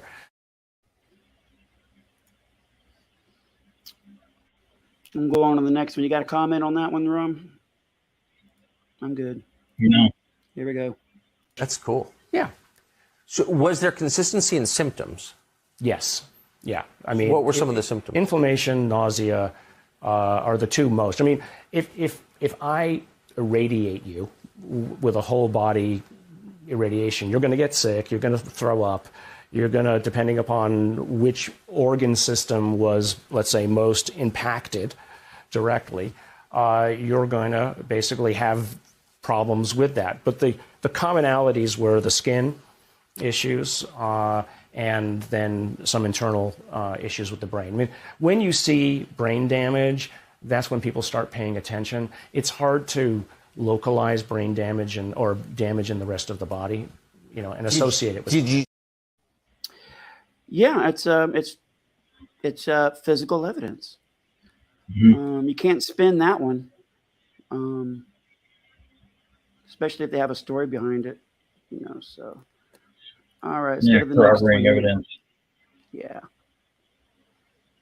Those white tracts there are just damage to the brain, right? Those are dead areas of the brain. And so if you have that dead area of the brain, whatever that function might have been is now gone, right? So memory, movement, et cetera, can all be affected. Now, the brain can luckily rewire some things. And so depending upon the extent of the damage, you can maybe get over it. But, the ones that you just saw on that image before on the right, those are serious. Hey, I wouldn't want to be in those guys' shoes. I remember when I first was like a panel member on another show, and I remember bringing up when the paperwork came out or the report came out that there were some biological effects to this phenomenon. I was asking, who are these people? Well, obviously we know who one of them is, but the thing is there is a HIPAA thing, but maybe they'll write a book one day, and we can get a better picture of what's going on. All right, here we go. And that was what essentially convinced me. But what I asked for of these people, I said, look, I'm not just going to believe you because you showed me images of these people. I want to meet the people. And so I was taken to meet the people and interview them. And I took their blood for later analysis. So, it was seeing is believing, and validation and verification. I did as much as I reasonably can. Now, they could be lying to me. I don't know, but I doubt it because I saw some of the sort of the consequences of their injuries. Yeah, I would like to hear their story, how this all happened. And I think that they do need to exhibit caution because, like Eric Weinstein, when he was invited out to Skinwalker Ranch and had seen the damage that others had suffered there, it's a legitimate risk to be taking. Travis Taylor has suffered radiation burns, injuries, and in sickness. So it's nothing to take lightly, and there's no right. They don't understand the nature of what it is, other than they know that it's real. From there, it's just speculation. But some people are targeted, others are not. That's all they know. Injuries that you could sort of see how they were acting, etc. And did they describe the encounters that they had? Yeah, they did. And I shouldn't talk about some of them because some of those people's names have kind of become public. And so sort of HIPAA rules really. Of course. But so without identifying them, yeah. What kinds of encounters did they have? Objects on the ground that were, glowing. Energized. Mm-hmm. Energized. Or, moving too fast, or they were there and they got too close to it and then it just disappeared. And then afterwards they get these radiation burns. Very often, some of them have been basically on the skin. You see this sclerosis of the skin, reddening, inflammation of the skin, like a Nagasaki. Exactly. So some sort of electromagnetic radiation, we imagine, but then it goes deep enough into some of their bodies. If they got too close, that would cause lasting scarring within the body, which is not something you ever want to have. Yeah, you don't want that. I'm missing a video. I got to find it real quick. Let's see if I can find it. And I found it. God bless America. All right, now I got to wait for it to upload, but yeah. On to the next one, folks. Oh, and then the brain injuries. And the brain injuries. And the brain injuries were interesting because one of the things that we noticed in these individuals, and this is sort of a side study, which I'm working on with a group at Harvard, is we noticed that an area of the brain, the caudate putamen, in many of these individuals was overdeveloped. And that's a whole other story, but basically we figured out that this is an area where intuition happens, and a lot of these individuals who we had were, it's called them high functioning. Is this related to the UFO phenomenon, you think, Rob? I hear something about that. There's some people that can just pick up on this with the intuition, and they think that it's not something that the phenomena does to them. They think that people are born with it, and it could be inherited genetic trait that they are born with, and it allows them to be conduits, to be more receptive of contact. So, and somebody had written earlier that it seems random. We've seen a lot of incidences of abductions. It's kind of like what Deep Prasad, Jim Simivan came to their homes. So the phenomena does seem to target certain people. Like Eric Davis was targeted a lot with the hitchhiker effect. It seems that they're trying to influence key people, and I've been told by some serious investigators that the phenomena, there are at least two factions. One is trying to stop disclosure, and one's trying to encourage it for decades now, and they influence politicians, people in the military, and obviously scientists and other people in prominent positions that could have a serious voice in this conversation, that they seem to know that if they're going to be engaged, or to get them engaged in the topic. Because Deep Prasad, this wasn't on his radar to pursue with his scientific career. He's slated to possibly be the next Einstein, as brilliant as he is. This wasn't on his radar whatsoever, to look into UFOs, UAPs, the whole phenomena, until they came knocking on his door, literally, and visited him in his bed. Now he's locked on like laser focused. So it's not random. They don't think that anything to do with the phenomena is random, and that they allow themselves to be seen when they want to be, by who they want to be, when, where. They control all that. It's not random. Some of it, there are going to be outliers, but I think the major part of it, they are calculated in everything they do. But they can't control the human reaction from it. That's the part that's the wild card, is how we will react to that once it's occurred. And that they can't put a meter on. Yeah, Rob, because it took a while for me to understand who you were referring to, and then light bulb went off. Could you explain who exactly this young man is? He's I think he's from India. He's a Canadian physicist. He's in his mid-20s. one of the most brilliant physicists on the planet. He woke up out of his sleep and saw three beings standing in front of him, like grays, except they're white, completely covered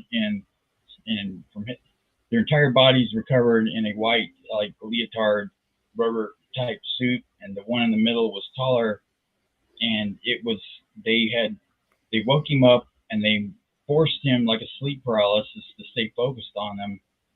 And one had kind of a 3D effect of showing they were pushing information into his head psychically, but they were also the one in the middle was showing him character sets on its chest that were flipping in a three-dimensional fashion. But what was really interesting was he said he could look up and he would be in their spaceship, and when he looked back down, he was in his room again, and they would force him to stay focused on that, and it would pull the craft back down as an overlay into his reality, and it would take his room out and put him into the craft, which is extremely fascinating. But he's got drawings out on the internet of this, of what some of the characters look like, but he couldn't understand it, and he knew they could write in English. They chose not to, but the only English words they used were DNA that were highlighted over and over again. So they intentionally targeted him and left the message they wanted him to perceive for a desired outcome. And, he's completely switched on now with that. And Jim Simivan in the early 90s and his wife also had a similar abduction experience where they were in their own bed and the beings came to them there and did experiments on them that I don't want to elaborate on. That's something we could pursue another time, but very similar. Just that, it's not random that they seek these people out like that. Very prominent people. Yeah. I remember it was just a random video on YouTube that I brought up. It was some UFO conference, which I need to remind everybody, today has been partially brought to you by UFOexpo.com. So there's going to be a UFO expo in Palm Beach, Florida on the October 1st and 2nd. Get your tickets quickly because there's free drinks involved, I believe, for the first so many tickets. I'm not sure how many. And you always got to get a hotel that's nearby, right, when you're out of town, unless you're bringing a tent. Sleep under an overpass. But I've already got my ticket, and I got my my room reserved, and I will be going live. I will be broadcasting live from UFO Expo. It's I think it's brought to you, or it's being brought to us by Tom Reed from the Brookshire Story, if everyone's familiar with that. And if you're not, you need to go to Netflix, season 1, Unsolved Mysteries. I think it's almost the second to last. It's the Brookshire UFO case.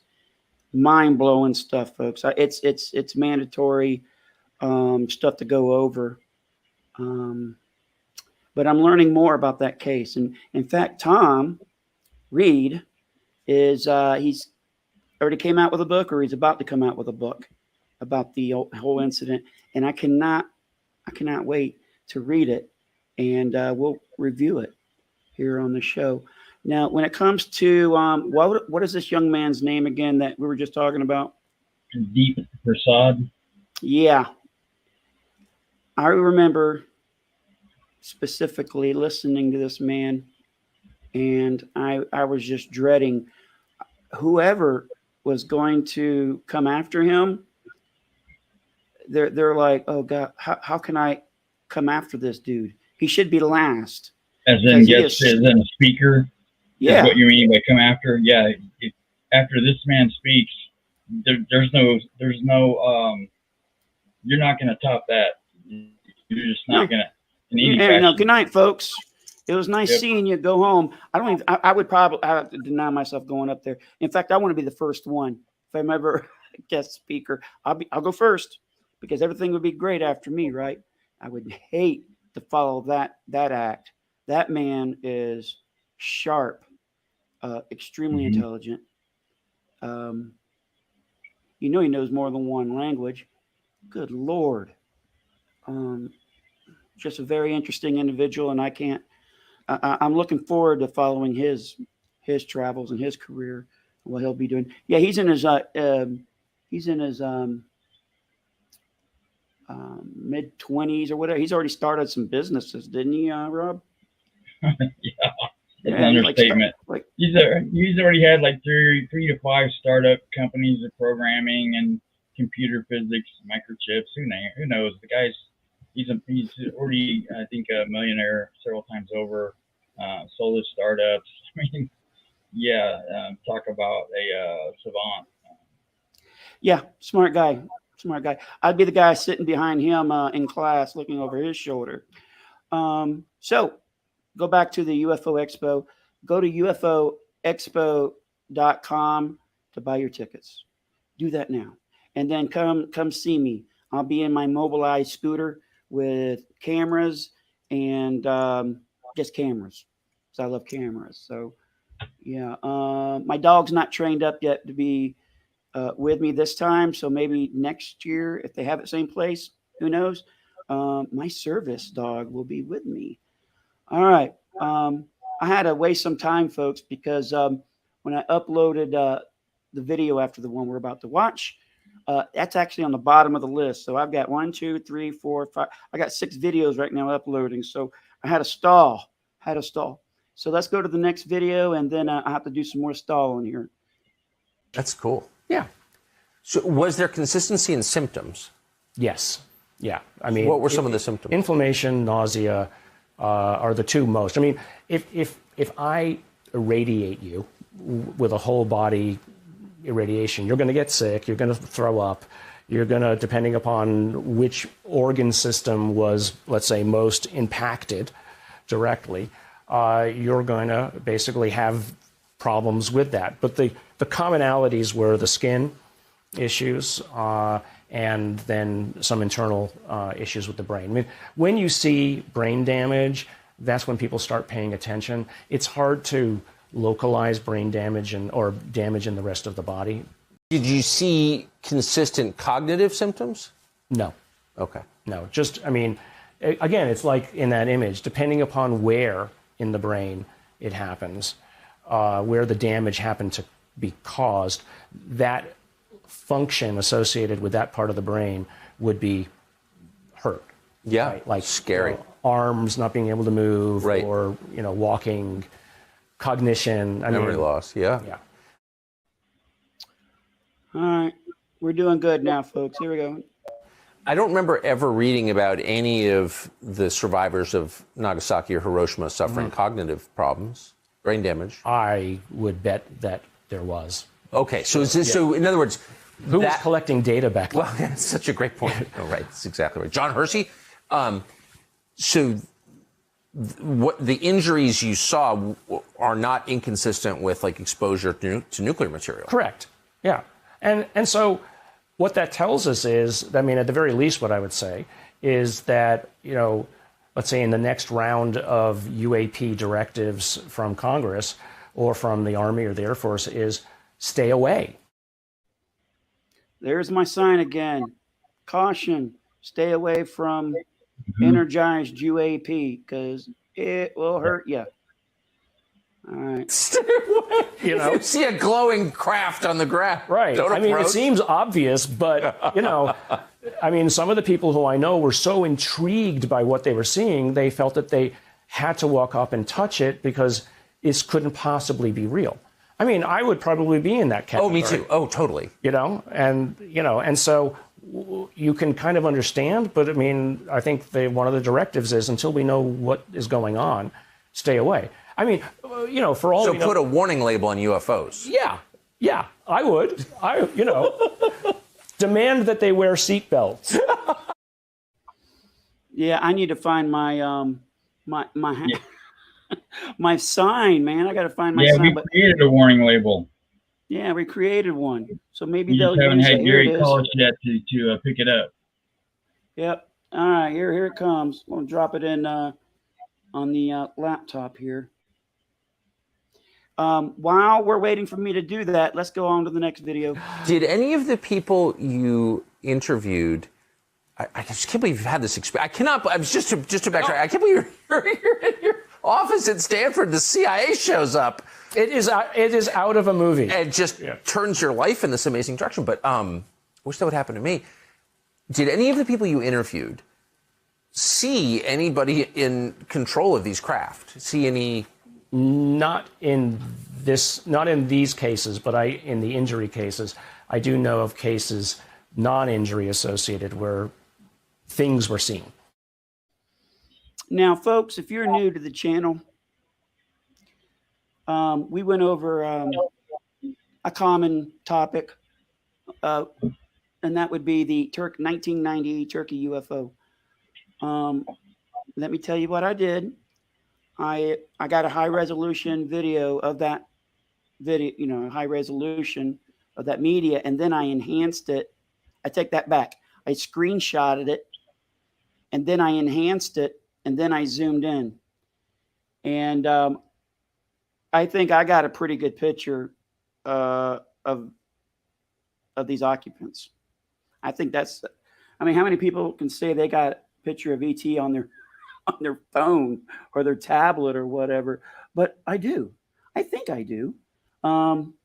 So I will show you that after this upcoming video. However, this is the sign I made.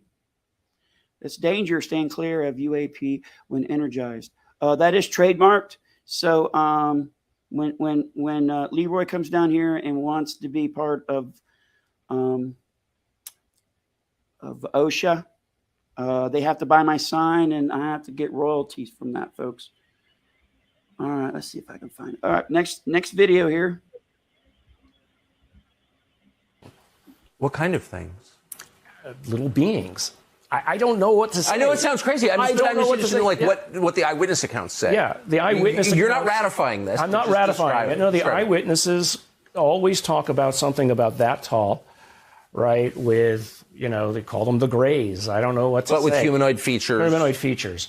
Now, I have a problem with humanoid features because one of my backgrounds is evolutionary biology. Yes. And so I don't see the possibility of something else evolving on another planet that looks like us, unless God is intervening in very specific ways. Almost anything, an octopus could become intelligent and fly around. Yes. Agree. And he'll explain why. And that's the current view of the intel community. It is a hypothesis. To me, if I were going to another place, or if I were going to study a native tribe of, let's say, cannibals, maybe I wouldn't show up in the middle of their village so that I don't inadvertently become dinner. Yes. Right? So you would send an intermediary first. But I've used this example. I don't know if you know Lex Fridman. You probably know Lex Fridman. He's an interviewer. He's an AI scientist at Stanford. I did one with him. All right, backing up on the ET image that I think I captured on the 1990 Turkey UFO. Here's the screenshot, a zoomed-in screenshot, enhanced. Did nothing else. I didn't mess with the saturations, the contrast, the shadows, none of that. The exposure. This is what it looked like. To me, you can see where the eyes are. You can see how this cheek right here. But I try to enhance it a little bit more, and this is what I got, folks. So, if for those who have experienced these folks, am I on the right track here? Is this what the guys look like? Is this Leroy? So I have no idea. And he didn't add or subtract anything. He just used filters to manipulate the light reflections that are on it, in different ways. There wasn't any there wasn't any adding to or taking away details of it. It was just different ways of manipulating the light filters. So, And for the Mick West folks out there who like debunking, and they would like, well, where's all this, media? What I will do at the end of the show, I'm going to put a link to a folder that has all the media, the high resolution video, my screenshots. Oh, by the way, in one of the images, there's 3 beings. Okay. Also, I remember one or more images, if you're able to have a very high resolution screen, you can see what color shirts they're wearing. One is a blue shirt and one's a red shirt. I thought that was interesting, kind of like Star Trek. Wouldn't want to be the red shirt guy, right? So I'll do that for you guys who want to check out this media yourself. And you can see the stuff, I have arrows and stuff, and I'm trying to demonstrate in what direction their heads are looking at. But let's go on back to this. By the way, that was a quick 2 hours, and we got a long ways to go. So we're going to boogie on here. And that's the current view of the intel community. It is a hypothesis. To me, if I were going to another place, or if I were going to study a native tribe of, let's say, cannibals, maybe I wouldn't show up in the middle. And using an example of the ants as well, let's say that there were a race of intelligent ants at the bottom of your garden. How do you tell them about Instagram? Right? How do you talk with them? How do you interact with them? You would probably make something that looked almost like an ant, and you'd put it down there. But then how are you going to interact with them? Well, with pheromones, that's how they talk. But you do something else, right? You're speaking about whatever it is you talk about at the dinner table, but to translate down to their terms, you would have to use some sort of an intermediary. So it's kind of a lost in translation problem, right? You want to put something there that can interact with them so that they can know that there's an object. But you, for instance, you're not going to show up and put yourself in danger. I wouldn't. I mean, we send drones. You understand? Of course, I'm tracking intently. I just wonder if this has changed your perspective. It's changed everything. I look at everything now and wonder what's going on. I have nothing to add there. That's just, I'd like to leave that right there. It's exactly how I feel. But it also sort of, by comparison, makes a lot of the things that we debate or fret about seem pretty small. Right. And I think Ronald Reagan had a conversation with Gorbachev back in the days of the Cold War, where he said at one point, if aliens showed up, would you work with us against them and drop the Cold War? I mean, that's a recorded statement. He got in front of the UN and said something similar. Yeah, I'm sure everyone's heard that. If not, it's definitely all over YouTube. He said it several places. It's worded a little differently, but it's the same thing. And that all came from a sighting that he had when he was the governor of California, right? So basically what he was saying was something like this could bring us together. I mean, what law can you remember in the last year or two that has complete bipartisan support? This. Yes. Right? This has brought people together. And people say to me, well, why are you talking about it on this show or that show? I said, because this is above politics. Yeah. Yeah. Anything to add, Rob? Well, yes, it certainly is. It has to be. And if we can't talk about this in a non-political way, then why are we bothering with anything? We might as well just silo ourselves and build walls around everybody. Yep. Like I said before, Congress knows that they were lied to up until 2017. They didn't think this was a real phenomenon either, most of them. When they found out that they were lied to by our own DOD and all the money and power that came out of this, yeah, the two things that gets a politician motivated most. And I'm sure some are in this for the right reasons, but it doesn't hurt that there's money and power involved too. Yeah, you'll get bipartisan support in a hurry on something this drastic. Yeah, I'm sure they're doing studies right now, or surveys, and finding out this is a topic they probably want to make sure they're part of the hayride on that one. And I like the way how we're going over this. However, you're bringing it home with the big picture. I like that, Rob. Pat you on the back. They have no problem with it. And this is more, I mean, especially if you speak more with the Jesuits, right? The Jesuits are a little bit more amenable to this kind of thing. But the Vatican has come right out and said it. Well, they have their own observatory, I believe. Yeah, the Vatican Observatory and the Vatican Astronomer has come out and said positive things. And they've been on this for a long time. Yeah. And, you know, there are rumors of stuff that's deep in the Vatican Library that a good friend of mine, who you might want to eventually have on a show like this, is Diana Pasulka at the University of North Carolina. She's a comparative religion professor. Fascinating work. When you start asking the question, how will the admission of that we are not at the top of the food chain anymore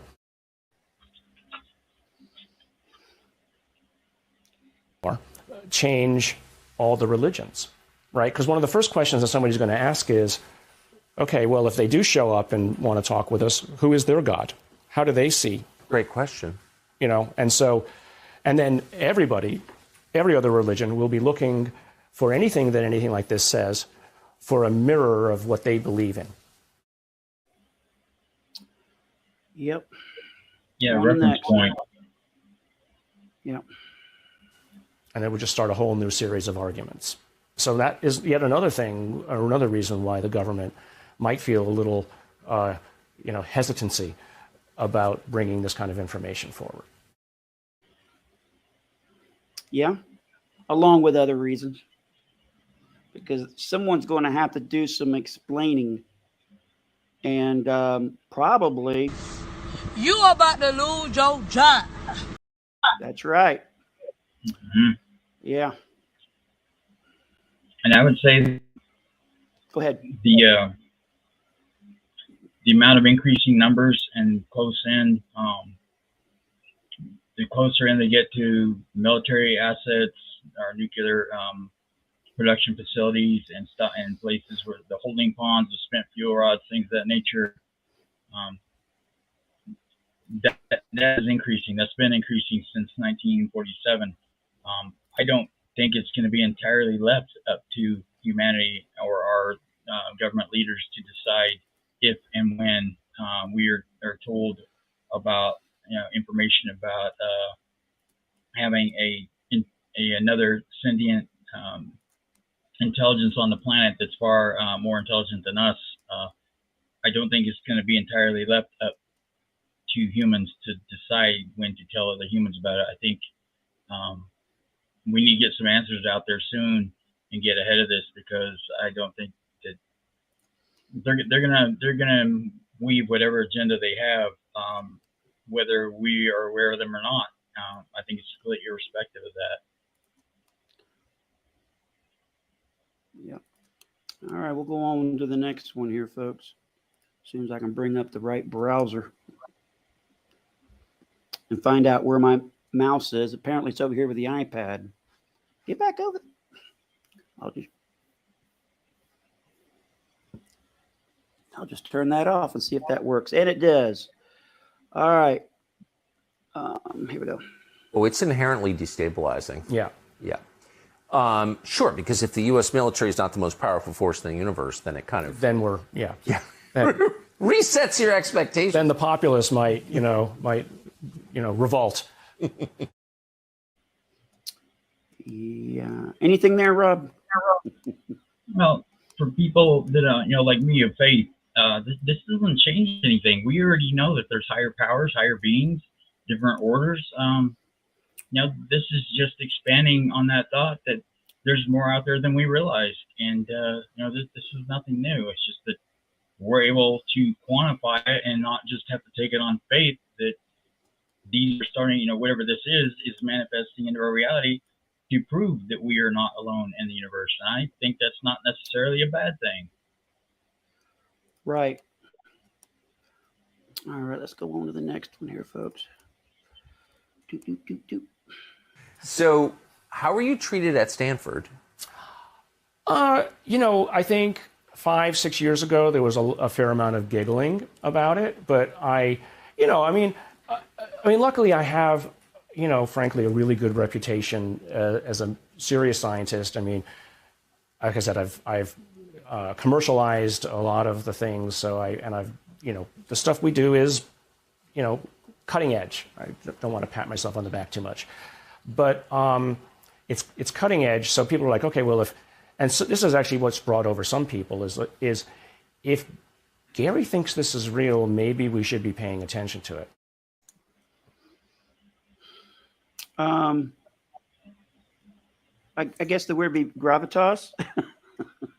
He brings gravitas. Yeah, they brought in somebody who's got their shit together. That's for sure. All right, go on to the next. Well, here's an example. So I'll go give a talk in Boston, and a bunch of professors will take me out to dinner. Inevitably, after one drink, this question comes up. I mean, and not to make fun of me, but to have a serious conversation. And almost inevitably, one of the group has said, yeah, well, I saw something when I was a kid, right? Or one of them comes up to me afterwards and says, Garry, this, right? So if you give people permission in a place where they will not be ridiculed, you have a much more open conversation about a subject matter that's so important. And for many people, you call them experiencers or you see something like that. I mean, I saw something when I was very young, when I was 12 as a paper boy, went right over my head. And we'll be learning about that here in a moment. You have anything you want to add so far there, Rob? Not yet. Okay. And What did you say? Where were you? This is Connecticut. What town? Windsor. I know it. Yeah, you went to Trinity. Outside Hartford, yeah. Yeah. Windsor Locks. Windsor Locks. And it was early in the morning. I was delivering newspapers. I was walking through the woods between one street and another. The Hartford Current. Hartford Current, exactly. Going from one street to another through the woods, and I saw the lights. It was like March. The tree branches and my shadow in front of me, and then the shadow started moving, and I looked up, and this object went, right at the level of the top of the trees, went right over my head, with lights shining down. I could kind of see the outline of something round. How big no was it? sign, probably 30, 40 feet across. That probably was awesome to see. Wow. Yeah. And it was unmistakable. I wasn't dreaming, I wasn't asleep, etc. But I didn't call it a UFO. I didn't know what it was. I just didn't know what it was. And it wasn't until a decade or so later when, you start seeing movies, Close Encounters of the Third Kind, that kind of stuff. I thought, is that what I saw? You look back retrospectively and say... But you never forgot it. I never forgot. No, it's one of those moments. And thank you. That was actually the point I was trying to get to.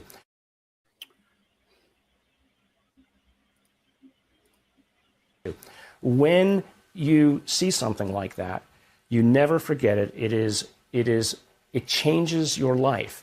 I hate to call it, it's almost like a spiritual experience. This is what Diana Pasulka writes about, that professor I told you about. And not that I'm not Christian or I'm one thing or another.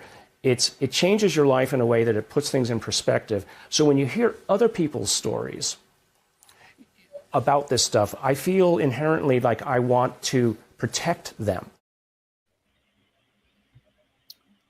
All righty. Oh, by the way, folks, just now I put the link in the description so you can go over. Oh, apparently I can't do that. I have to do it after the broadcast. Dang it.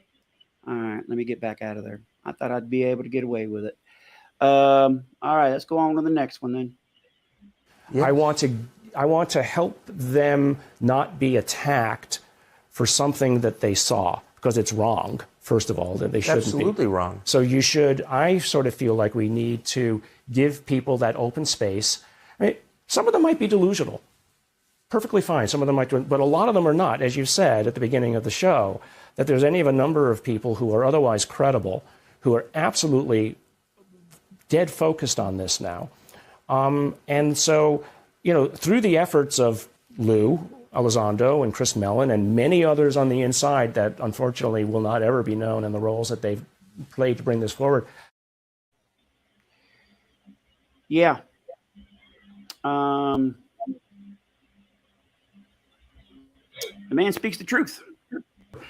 They have given a level of credibility to this that has opened the area up for all kinds of people to move in. I mean, the National Association of Aerospace Engineers now has a committee on this. It's a 50,000 strong or so union of scientists, right? NASA has come out and said that you probably have seen this, that they're studying it, right? They're saying this is worth study. And they use the same language that we've been pushing. It's data, it's science. Scientists should be interested in things that they don't understand, and we shouldn't take anything off the table. I agree. I put the link of that out, my iCloud. I'm sharing some files of Leroy and his craft. So you guys want to check it out? I just put the link right there. So we are going to just continue now. Right. Scientists should be interested in things they don't understand. Right. That's the whole point. That's the whole point of it. So that leads to the bigger and very obvious question, which is, how can we have a society in which many people have firsthand experience of these things, in which mountains of data exist proving that there's something there that we don't understand, and yet there's still this social sanction levied against anyone who mentions it? Right.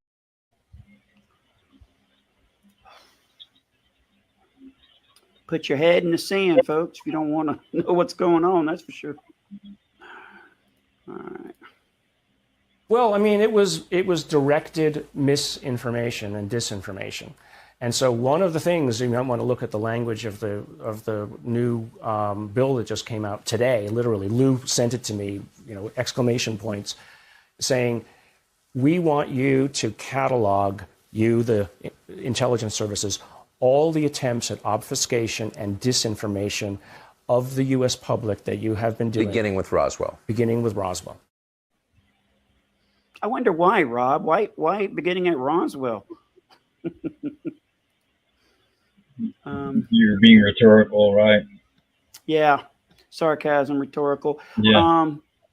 Only let's see, 1, 2, 3, 4, 5, 6, like 11 or 12 more clips, folks, and then we'll be done. I mean, I should have played this before the show. 3 hours later. All right. 1947, right? Actually, there was a case 2 years before Roswell, but that is not really very well known.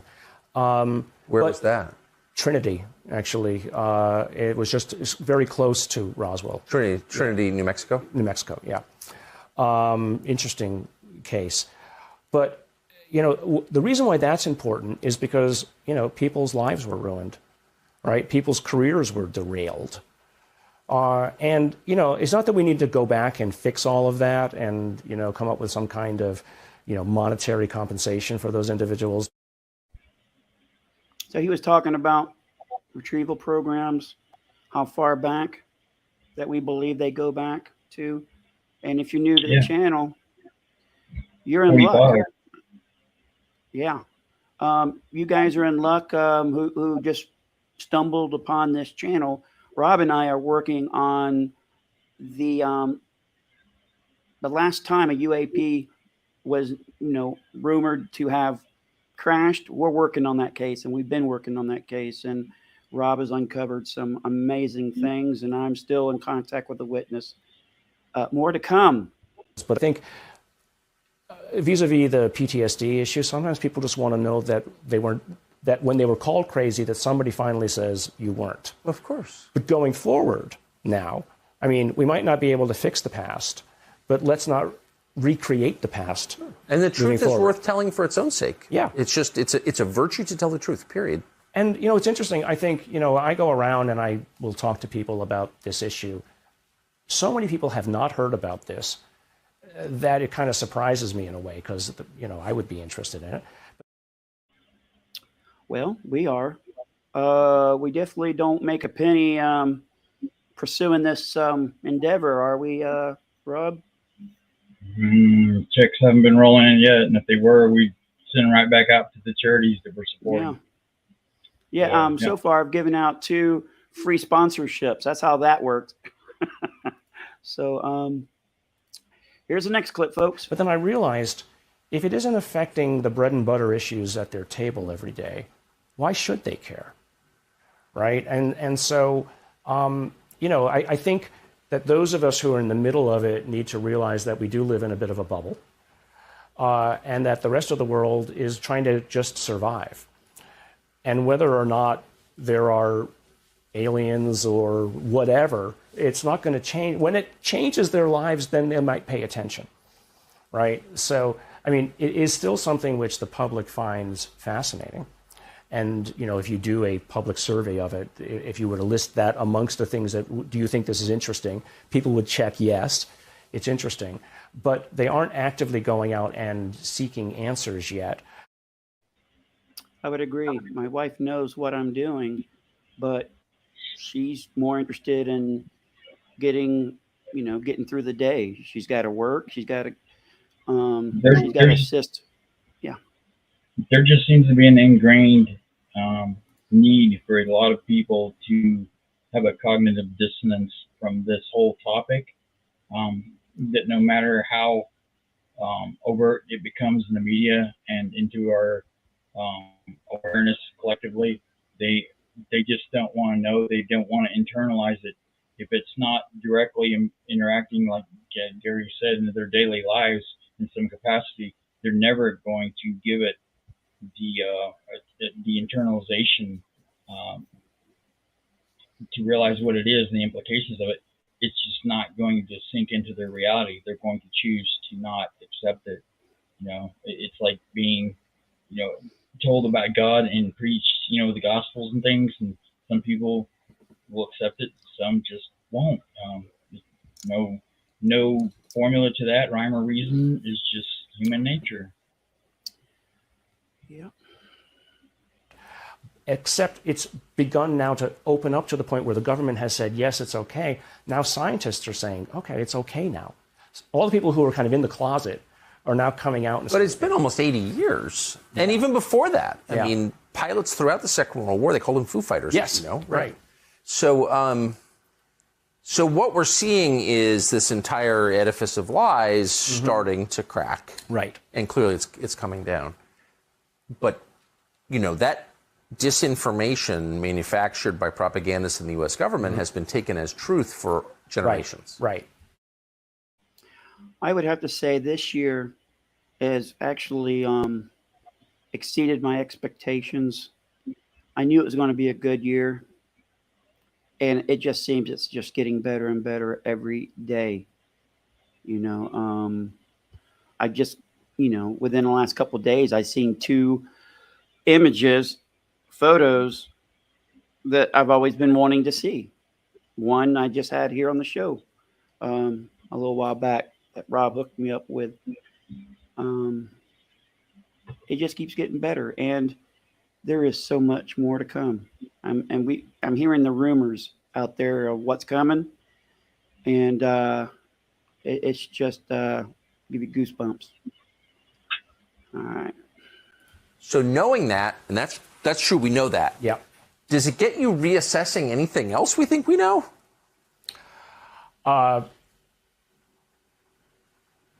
Yes, in some way. I mean, but if they lied about that, what else are they lying about? I'm not so sure I want to say it here. Okay, that's it. I totally get it. Yeah. But the answer yes is enough. So yes. It has. Yes. Yes. I think that the nature of our reality is yet to be fully understood.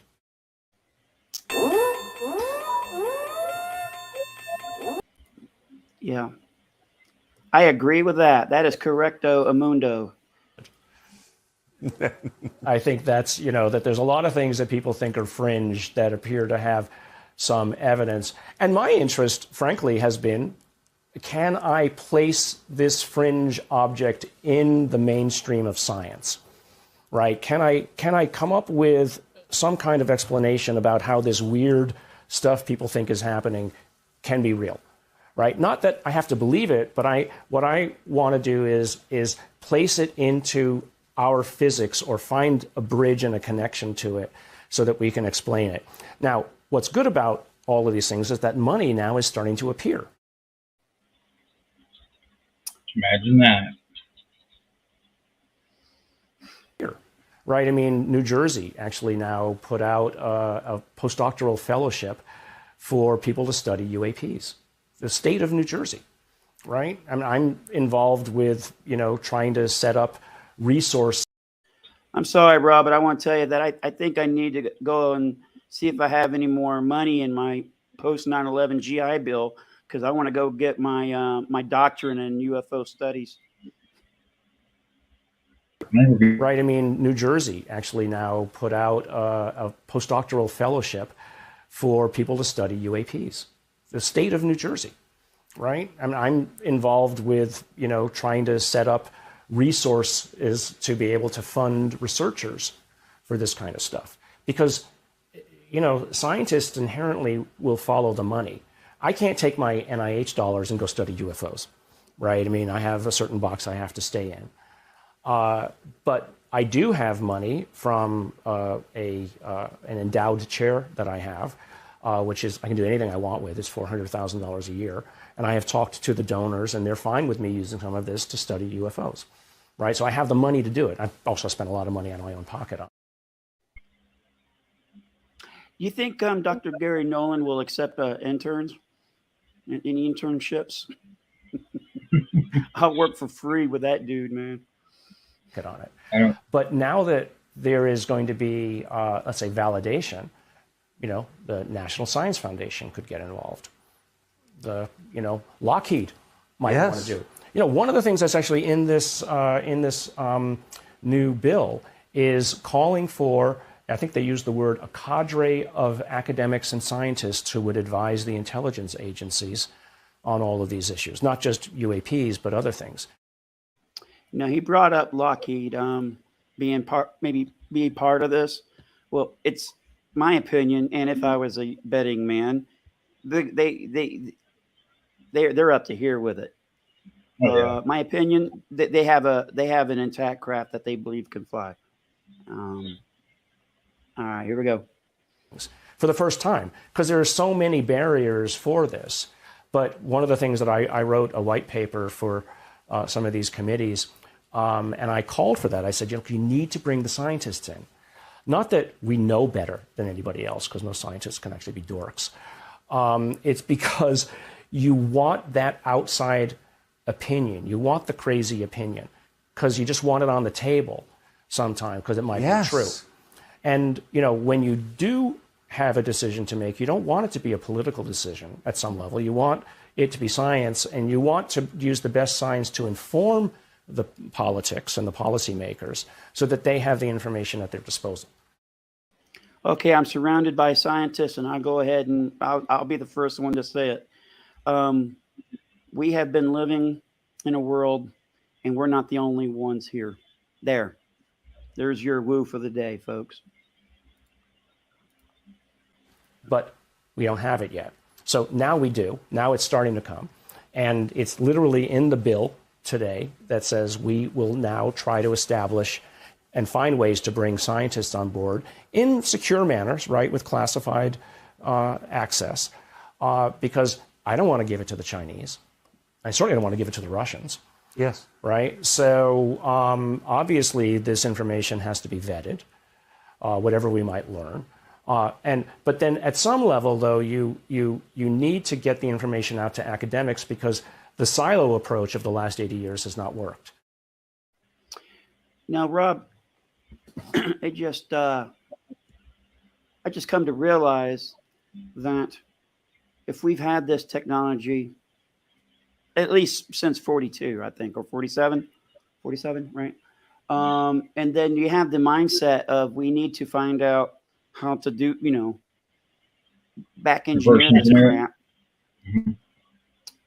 Maybe that's where all this missing money's been going for all these years, these trillions of dollars. No doubt. Yeah. It's going into a lot of these programs for reverse engineering and studying and acquiring, and yeah, no doubt. I mean, there's probably on certain congressional panels that would be in the know with this kind of stuff, where they're like, okay, what's going on? Well, we need more money because this is awesome, and we need to figure out how it works before they do. And if they do, they rule the world. We lose. Freedom is gone. So we need more money. Well, that there's some truth to that. There's a lot of truth to that. We do need to be, we need counterintelligence to understand what they know about the phenomena and where they're at in reverse engineering, just like they're trying to glean that, about what the United States knows. That's why we have to be very careful, even with hearings and things, that we don't tip the scales to where they think they have an advantage over us.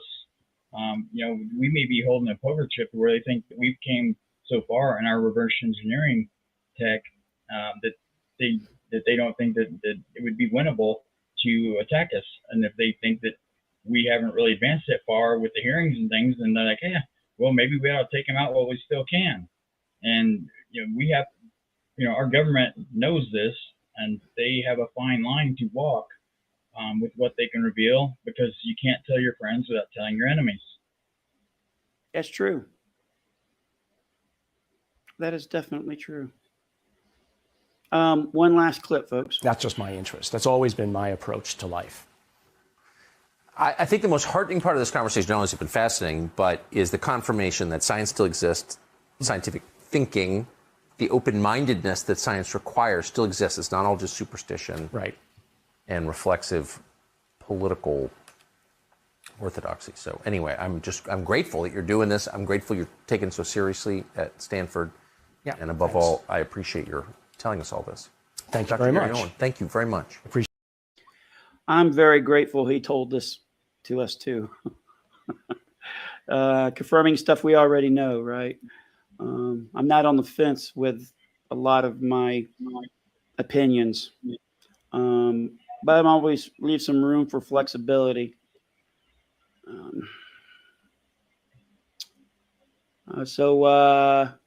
Any last comments? We made it for 2.5 hours through this thing.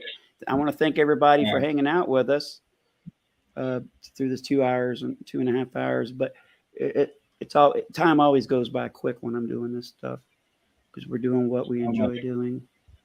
I'm needing to call it a night. I've got an early day to go to the doctor tomorrow and some notes to put together, and I'm kind of smoked. So. All right, buddy. But if you haven't already, folks, please hit that like and subscribe, and hit that notification, because you just never know when Raul and I will get a wild hair up our butts and decide to do this in the off hours. Who knows, right? Yeah. All right. Good night, folks. I'll take care, all right? Nothing but love for you. Nothing but love for you. You think they have any clue what's about to happen to them? Oh, not a chance in hell. Good night.